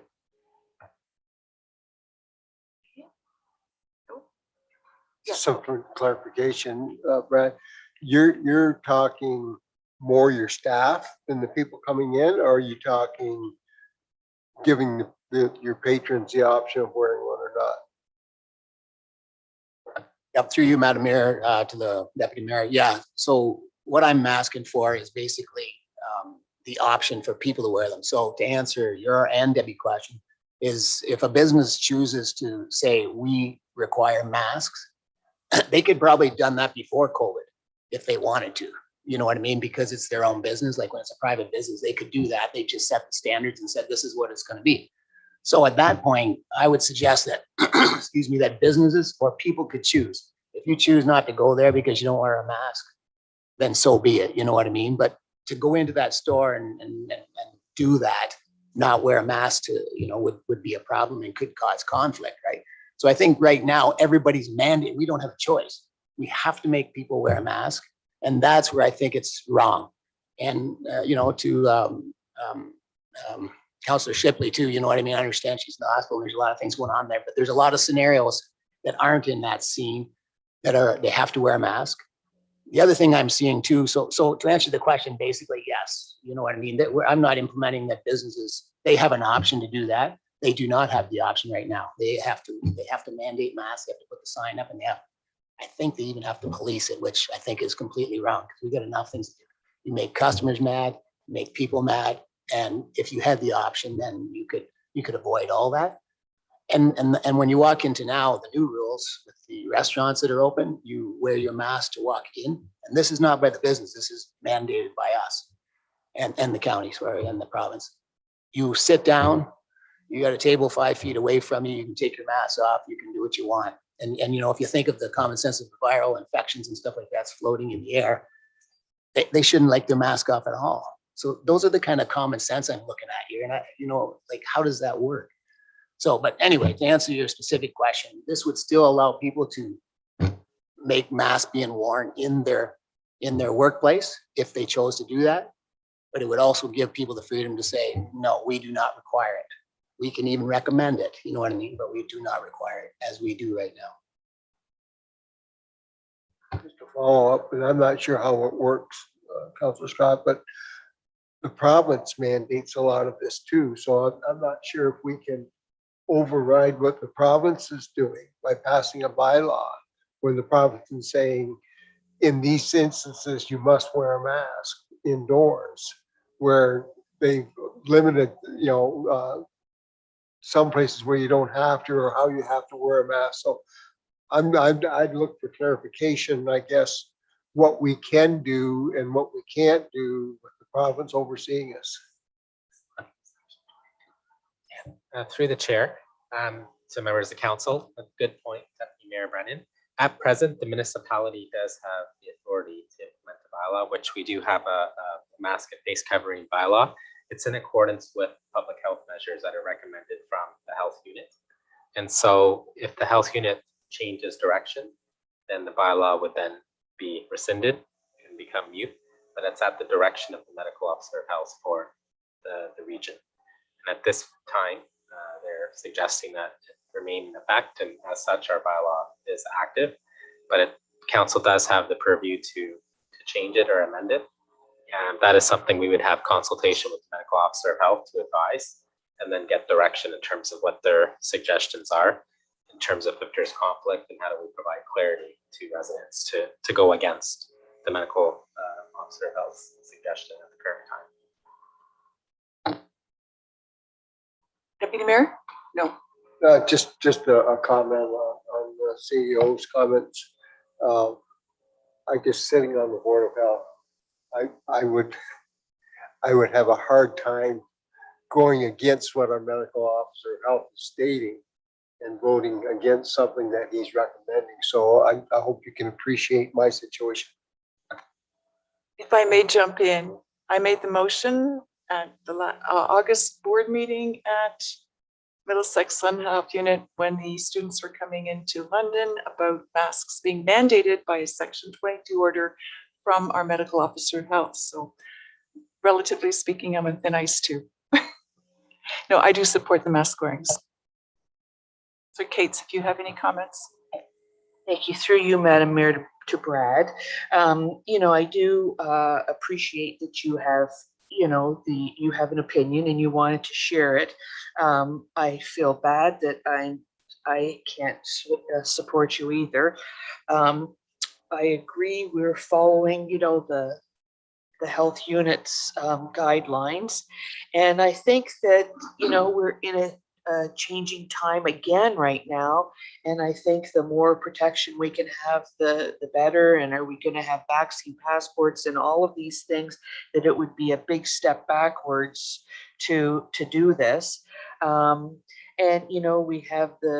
we can see Alberta, they let down their mask policy, and now everywhere, even states in the US are all bringing it back. And I think, we have the vulnerability of the kids back to school, and what's that going to mean for some more spread. And so I just think that it's definitely not the time to do this. Oh, one other thing I wanted to say, sorry, is to what Councillor Heffernan said as well about events. I think that there is places that you have to wear an event or wear a mask, etc., to even be able to have that event. And so, when we all do our part to wear our mask, etc., we're allowing some of these things to have a bit of normalcy to be able to have them. Thank you. Go ahead, Councillor. Yes, through you, Madam Mayor, I just wanted to make some final comments and say, I appreciate your guys' opinions, and I understand. I mean, you're on these boards of health and you're approving these things. A comment that I might say, I wished our Middlesex Health, I wish the board would recommend, how about, exercising, a little bit better diets, and they never encourage that, but yet they encourage wearing a mask. Less sugar, stop smoking, get out and exercise. Through this whole COVID thing, it's always been stay inside, put your mask on. And so that's just my final comments. And I don't want to be the guy that disagrees, but somebody sometimes has to bring, another opinion up and say, hey, just because the Middlesex chief medical officer, sorry, Chris, but anyway, you know what I mean? We should be able to have an opinion against what he believes in or what he sees fit. At the beginning of this whole thing, he was on and off with mask, and I recall it well. So I think there's a lot of pressure there, and I just wanted on record that, I'm willing to stand up and voice my opinion. So thank you. Okay. So we do have a motion before us. Yeah. So the motion is that Middlesex Center mask bylaw be amended to allow for optional wear in indoor settings. All those in favor? And opposed? And that is declared. Yeah, motion fails. Thank you for, yeah. Okay, now we have to move on to the Court of Revision. And we need to adopt this motion that council adjourn its regular meeting in order to sit as a a court of revision under section 97 of the Drainage Act as amended to consider the Kamoka Drain Union Ave branch with members, Councillor Arts, Councillor Cates, and myself in the chair. If I could have a mover and a seconder. Deputy Mayor Brennan and Councillor Heffernan, all in favor? And we are now sitting as a court of revision. So we have the engineer's report. It was considered previously at the August 11th meeting of council. So now the procedure is as follows. I call the meeting to order, and all appeals are required to be received in writing 10 days before the date of the court of rescission as per notice provided. The order of those appeals is the next thing, and one was received from our resident Jane Campbell. And then we have the engineering evidence. The engineer will give evidence with regard to each appeal before the court. So do it first. Yeah, okay, so we'll stop right here because the engineer gives his evidence, and I'll ask the engineer to start us off with that document.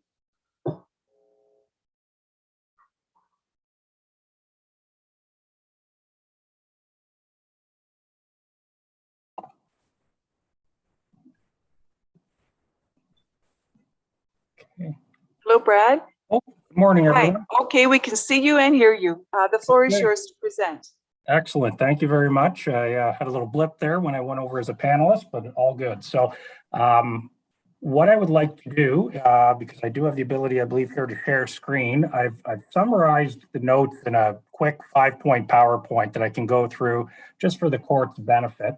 So I'm going to just set this up here if I can.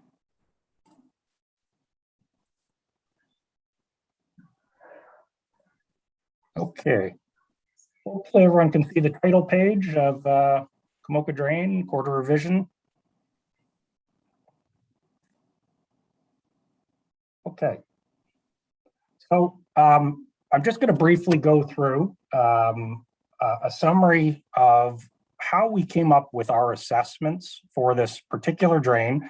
And this is in response to the two appellants and their comments that we received as far as well, I guess what consummates an appeal to the Court of Revision. So this presentation will focus on the costs, of course, which is the function of the Court of Revision. And as mentioned, I'll go through how we came up with the assessments and specifically those of the appellants too as well. Okay, so to start with, and this is carried from our report, the total estimated construction cost for the work in our report is tagged at about $131,000. This hasn't been tendered yet, of course, but this is based off past similar tenders. And our job as engineers, as part of the Drainage Act, is to come up with the assessments in terms of who pays and in what proportion of that total $131,000 cost. So bullet 2 here under the slide shows our assessment methodology, and it's broken into 2 parts. There is work within the swale itself, which is existing here in the rear yards and was shown on our title slide. Part of the scope of work is to dig out some of the high points and some of the areas that look to have been accumulated with sediment and debris and dirt over time. And the first bullet speaks to that. So the swale work we've assessed as per the last report, the 2007 report by Spreet, where any maintenance work, and I've bulleted here, is 90% assessed as benefit against the adjacent properties and 10% assessed as what's called outlet against the upstream properties of the drain, i.e. those contributing water further upstream. The work for the closed drain, which part of our work is alternatively working, excuse me, on the catch basin and pipes, that's assessed entirely to the residential properties as a Section 24 special benefit. So there's no costs allocated for the catch basin and the pipe work to those upstream landowners. Okay. Up top is a breakdown of how the construction costs for the estimates break out. The very first one is the 7 residential landowners that back onto the Union Ave branch of the Kamoka Drain. As you can see, they're assessed the vast majority of the costs, $124,000 and change. The roads being Kamoka Road, Melrose Drive, and Union Ave have a $5,000 approximate assessment. And the 29 upstream landowners, which includes our appellants, in total, their assessments are $1,370. You put it all together and that adds up to, again, to our $131,000. Okay. For the landowners upstream specifically, we've estimated the swale work, as we call it, which is the digging out of, again, the high points and just improving the grades within the swale. We have $15,560 as the amount for that work in terms of estimate, and that includes the upstream landowners and the roads. The remaining work, which is the large majority, $115,000 of the $131,000, that is not at all assessed to the upstream landowners. That's assessed again to the residential properties. And the 10%, as mentioned before, of maintenance assessed to the upstream owners is the second to last bullet. So this talks about 10% of maintenance assessed as outlet against the upstream properties. So 10% of the aforementioned $15,000 and change, we have $1,556, about 1.2% of the total project value. That's what's being assessed upstream. And for the Campbell Hillview Farm, just as an example, because this is the largest property upstream, they have 41 acres. And if you pull that over the entire acreage upstream, multiplied by the amount of 1556 owed in outlet assessment, that's where we come up with what is $540 here for the assessment to Campbell Hillview Farm. Please take that with a grain of salt because there's a little bit of rounding involved where we put the minimum assessments of the other landowners to $5. So in truth, this shakes out to maybe $20, $25 less in our assessment tables, but that's the methodology. Okay. One of our recommendations that we're going to make in the report, and this was pointed out by the appellants and correctly so, we have 2 properties that are mentioned here, the Gregg property and the Denston property. For whatever reason, the information we received had their concessions mixed up, 3 and 4. So we're proposing we make this amendment on our assessment schedule. This is purely clerical. They're $5 to each assessment. That remains. So we're just going to literally correct the concession numbers. The more pertinent, though, and the appellant again pointed this out, I think this is a case of a decimal placing moving on us a little bit because we had the property on the Elder property, which is 020344. We had this in our assessment table in the report as 3.84 hectares. This should be 0.38 hectares. That was a mistake on our part. So we would like to correct that in the schedule. That's a change from $65 to $10. So all told, the changes we're proposing are around the $50 mark, very minor. But by rights, and as pointed out by the appellants, I think these should be shifted around. So our recommendation, provided that court appears and understanding the appellants are still to speak to as well, but is for the court to accept a revised assessment schedule from the one contained in our report. Okay, that hasn't been prepared and formally submitted as of yet. And I realize this slide is small, but this is what it would look like with the yellow highlight representing the changes. So there is a $55 reduction in the Elder property. So there are a few properties, including the appellant, that have went up slightly because as one property goes up, the other properties go down and vice versa in terms of cost to cover off that total of $131,000 again. Okay. So that's a very brief methodology of how we've come up with the assessment in particular for those upstream properties. And I will leave it at that for the time being. Okay, thank you for that.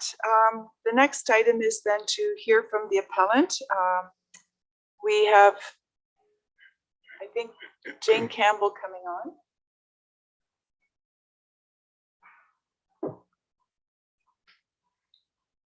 I see her come.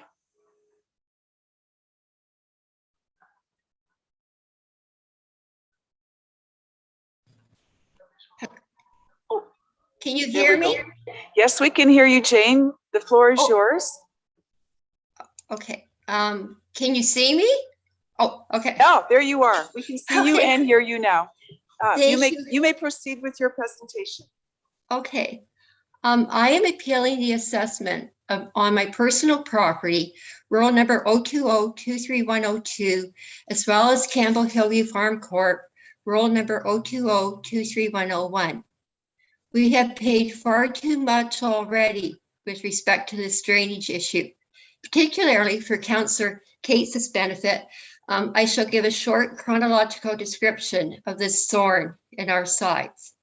September 20th, 2006, attended on-site meeting.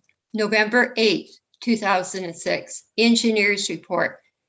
November 8th, 2006, my mom, sister Lenora, and I signed requests not to build on these lots. February the 12th, 2007, my mom, sister Lenora, and I sent Middlesex Center a letter for the Omafra Tribunal citing best management practices to object to development of these lots. February the 14th, my sister Lenora attended the tribunal as a witness for former Ward 4 Councillor Ritchie. May 9th, 2019, former Councillor Derek Silva sent me an email to inform me that a petition for drainage works was approved. He also wrote, "There's some debate currently as to whether or not fees may be imposed on upstream landowners like yourself, but both Mayor DeVete and myself raised concerns over that during yesterday's meeting, noting there's a possibility the prior engineer may be at fault for undersizing the drain and other factors. I left this at the township office on August the 30th. July the 4th, we had an on-site meeting for the current situation. I sent an email to council members giving a synopsis of the meeting and indicated that we told you not to build there and we wanted nothing more to do with it. July 16th, Councillor Arts drops in and we spent 2 hours reviewing the Kamoka drainage works. December 2019, I informed Mr. Anderson that the 2 CPR culverts are blocked with brush and cement, and guess what? They are still blocked, causing backflow erosion on our farm. Perhaps sections 79 and 80 of the Drainage Act could be enforced. January the 30th, 2020, Mr. Bunky's engineers spook our cattle, causing them to run back in the barn, spook the horses, and yeah, you climbed our fences too. January the 31st, Councillor Arts drops in to discuss the aforementioned incident, and we did appreciate the visit. March the 7th, Councillor Arts upsets my thoroughbred trying to check out the drain. March the 8th, Councillor Arts telephones me at night and wakes me up to talk about the drain. March the 10th, Mr. Bunky provides council an update on the project. I didn't have a problem as the stormwater management fees pay for it, but no, he's going back to the 2006 engineer report and using that assessment. March the 12th, my sister Lenora has to call an ambulance for me. 3 paramedics tell me I should go to the hospital because of an abnormal ECG. So this has caused a lot of stress in my life. March 15th, we make peace with Council Arts. We walk the farm to assess the drainage situation. August the 11th, I provided comments on the engineer's report, and I'm glad that some of them are recognized today. So our animals, our land, and my personal health have paid a great price for a decision on land we told you not to develop. And just to let you know, the bylaw 2021-076 that you mailed out with a notice for this court has an error in it. Number 10 refers to the Carpenter Municipal Drain. I think that's a carryover from your July meeting. And today's not just about this project. You have to look at the future. Option 2 of 5 was chosen in this instance, but option 5 cost $500,000 and it was brought to the table. And who knows what will happen down the road. I don't think it's fair that Mr. Bunky used a 15-year-old schedule of assessment. Why wasn't it updated? Yeah, you did a new survey, I see that. But our farm changed. We have all the trees that we planted. There's about 12 acres of trees there, and we weren't given an exemption for that, which we should have been. We also have wetlands that our Councillor Arts can attest to, and that shouldn't be rated with an ag factor 1. From the 2006 Bright report, you can't tell what factors he used for any of the assessments. At least Mr. Bunky explained how he assessed the roads. I don't agree with that because I thought gravel roads were assessed differently than paved. I suggest you assign R3 property assessments to Melrose and Kamoka. There's a place you can put the money. It's worth noting that the soil changes a lot from the highest elevation at 278 meters on Melrose to the lowest on 246 on Union Ave. That's part of the problem because all that water runs downhill. So I don't think it's fair also, Mr. Bunky, that you used only one runoff coefficient. You explained the road factors, but not the others. What did you use for residential use? It appears as some were kept the same from 2006, but not others. I think this is a type of problem municipalities encounter when you mix rural ag drains with urban residential drains. Even the Middlesex 2020 Stormwater Master Plan for Kamoka Drain number 3 states that the municipal drains within the settlement area should be abandoned in accordance with the provisions of the Drainage Act. Future drain maintenance should be funded through the stormwater levy. Council approved this last year. It's not my problem that you don't have measures in place to deal with what you passed. This project should have nothing to do with OMAFRA, yet we know that we can apply for a grant. But this is a special benefit for these 7 residential houses in the urban area. It gives no benefit to the upstream lands. It's not the responsibility of agricultural municipal drainage. The 7 benefiting properties just continue to pay their monthly stormwater fees. You don't see Mr. Muscat here today, do you? Because I don't even think he realized what was going on. And maybe the cost will get paid off in 50 years. But what happens the next time? Yeah, climate's changing and there's a lot of water. So it may not be a one-time fix, as was pointed out to Councillor Cates in March by Mr. Bunky. I have no intention of supporting urban growth in Kamoka, especially given our history with the development of this development. I don't want to pay 1 cent towards this fiasco.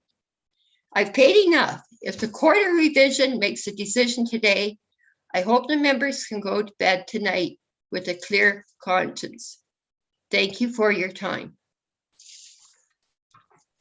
Okay, thank you for the presentation, and I'll look to questions from the members on the committee with respect to any of the presentations or you, none? Councillor Cates. Thank you. So my first quarter revisions. I don't know if I can just make a comment versus a question, but I'd like to say to Jane, thank you for all of the detail. I appreciate the detail and that you have considered me stepping into this partway through. Just so you know, I have kept a close eye on this the Union Drain situation really from the very start. I have read everything in detail, and I will say that you make some very valid points, I think, but correct me if I'm wrong, it's my understanding that this appeal process is to appeal the percentage of dollar that is being charged. And so that's where I'm wondering if there's a bit of a discrepancy between what we're supposed to be doing today versus what Jane is asking for. Thank you. Okay. Through the chair, I said I would take a stab at that one, and what I'll confirm is yes, the Court of Revision is only dealing with the schedule of assessments, and it may only raise or lower the assessment for a given property assessment. If it chooses to lower or raise the assessment for one property, it would then need to subsequently raise or lower the property assessments for another property to equal the total cost of assessment. So that is the purpose of the court and the only power that the court has to make changes. And I'll leave it at that. respect to that today. Is that clarified for you? It does, thank you. And so to clarify, that's not what Jean has asked us for today, correct? Through the chair, what I will note is that an appeal has been received to the Court of Revision, and that appeal is with respect to the assessed amount on the property. So the appellant is requesting an adjustment to their assessment for their property. That is the reasons for their appeal.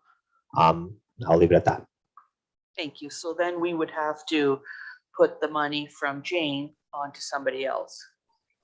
And then they would have a chance to appeal, right? Is that? Through the chair, you are understanding that absolutely correctly. So should a choice be made by the Court of Revision to adjust one landowner's property assessment and place it onto another property owner, it would trigger a second sitting of the Court of Revision where we are here today, where any affected property owners by that change would have the opportunity to present before the court.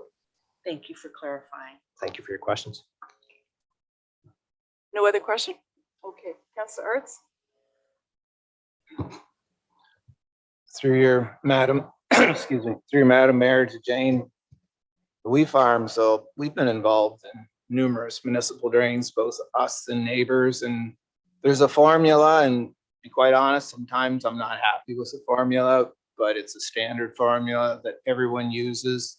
And an engineer told me, if you want to change the whole system, he says the outcome is going to get worse. So I realize you're not happy, Jane, but the way the rules are set out, this is what it's going to be. So thank you. No other questions? I'll just ask one of Mr. Bunke.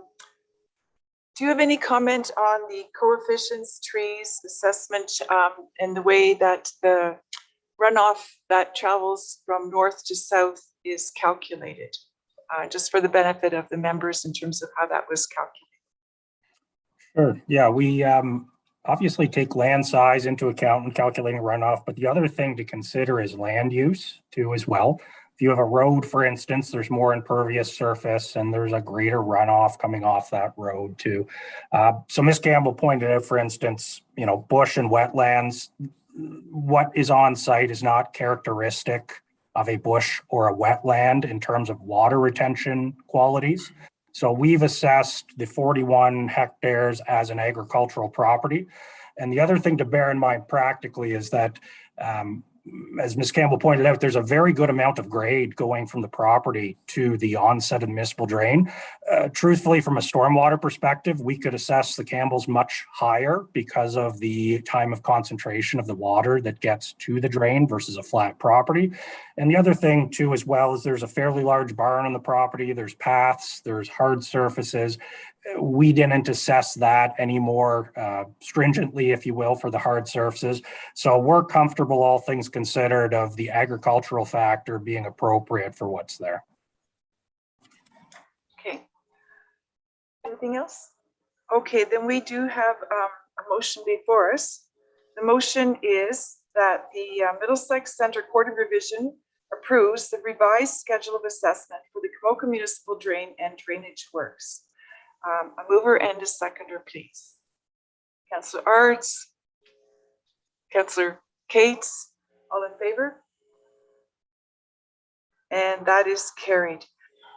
So now we can adjourn the Court of Revision. Thank you for your time, both to the resident and the engineer, for your presentations and explanations. And the Court of Revision, the motion is that the Court of Revision adjourn at 11:53 and council resume at the regular meeting, as a regular meeting of council. Mover, please. Councillor Cates and Councillor Arts, all in favor? And we are back as a regular meeting of council. So now we have to go into closed session. So we need another motion that the council for the municipality of Middlesex Centre adjourn to closed session at 11:54 pursuant to section 239(2) of the Municipal Act 2001 as amended to discuss the following matters. Under section A, security of the property of the municipality or local board. Under section C, a proposed or pending acquisition or disposition of land by the municipality or local board. Under section E, litigation or potential litigation, including matters before administrative tribunals affecting municipality or local board. And under section I, a trade secret or scientific, technical, commercial, financial, or labor relations information supplied in confidence to the municipality or local board, which, if disclosed, could reasonably be expected to prejudice significantly the competitive position or interfere significantly with the contractual or other negotiations of a person, group of persons, or organization. Could I have a mover, please, and a seconder? Councillor Shipley and Deputy Mayor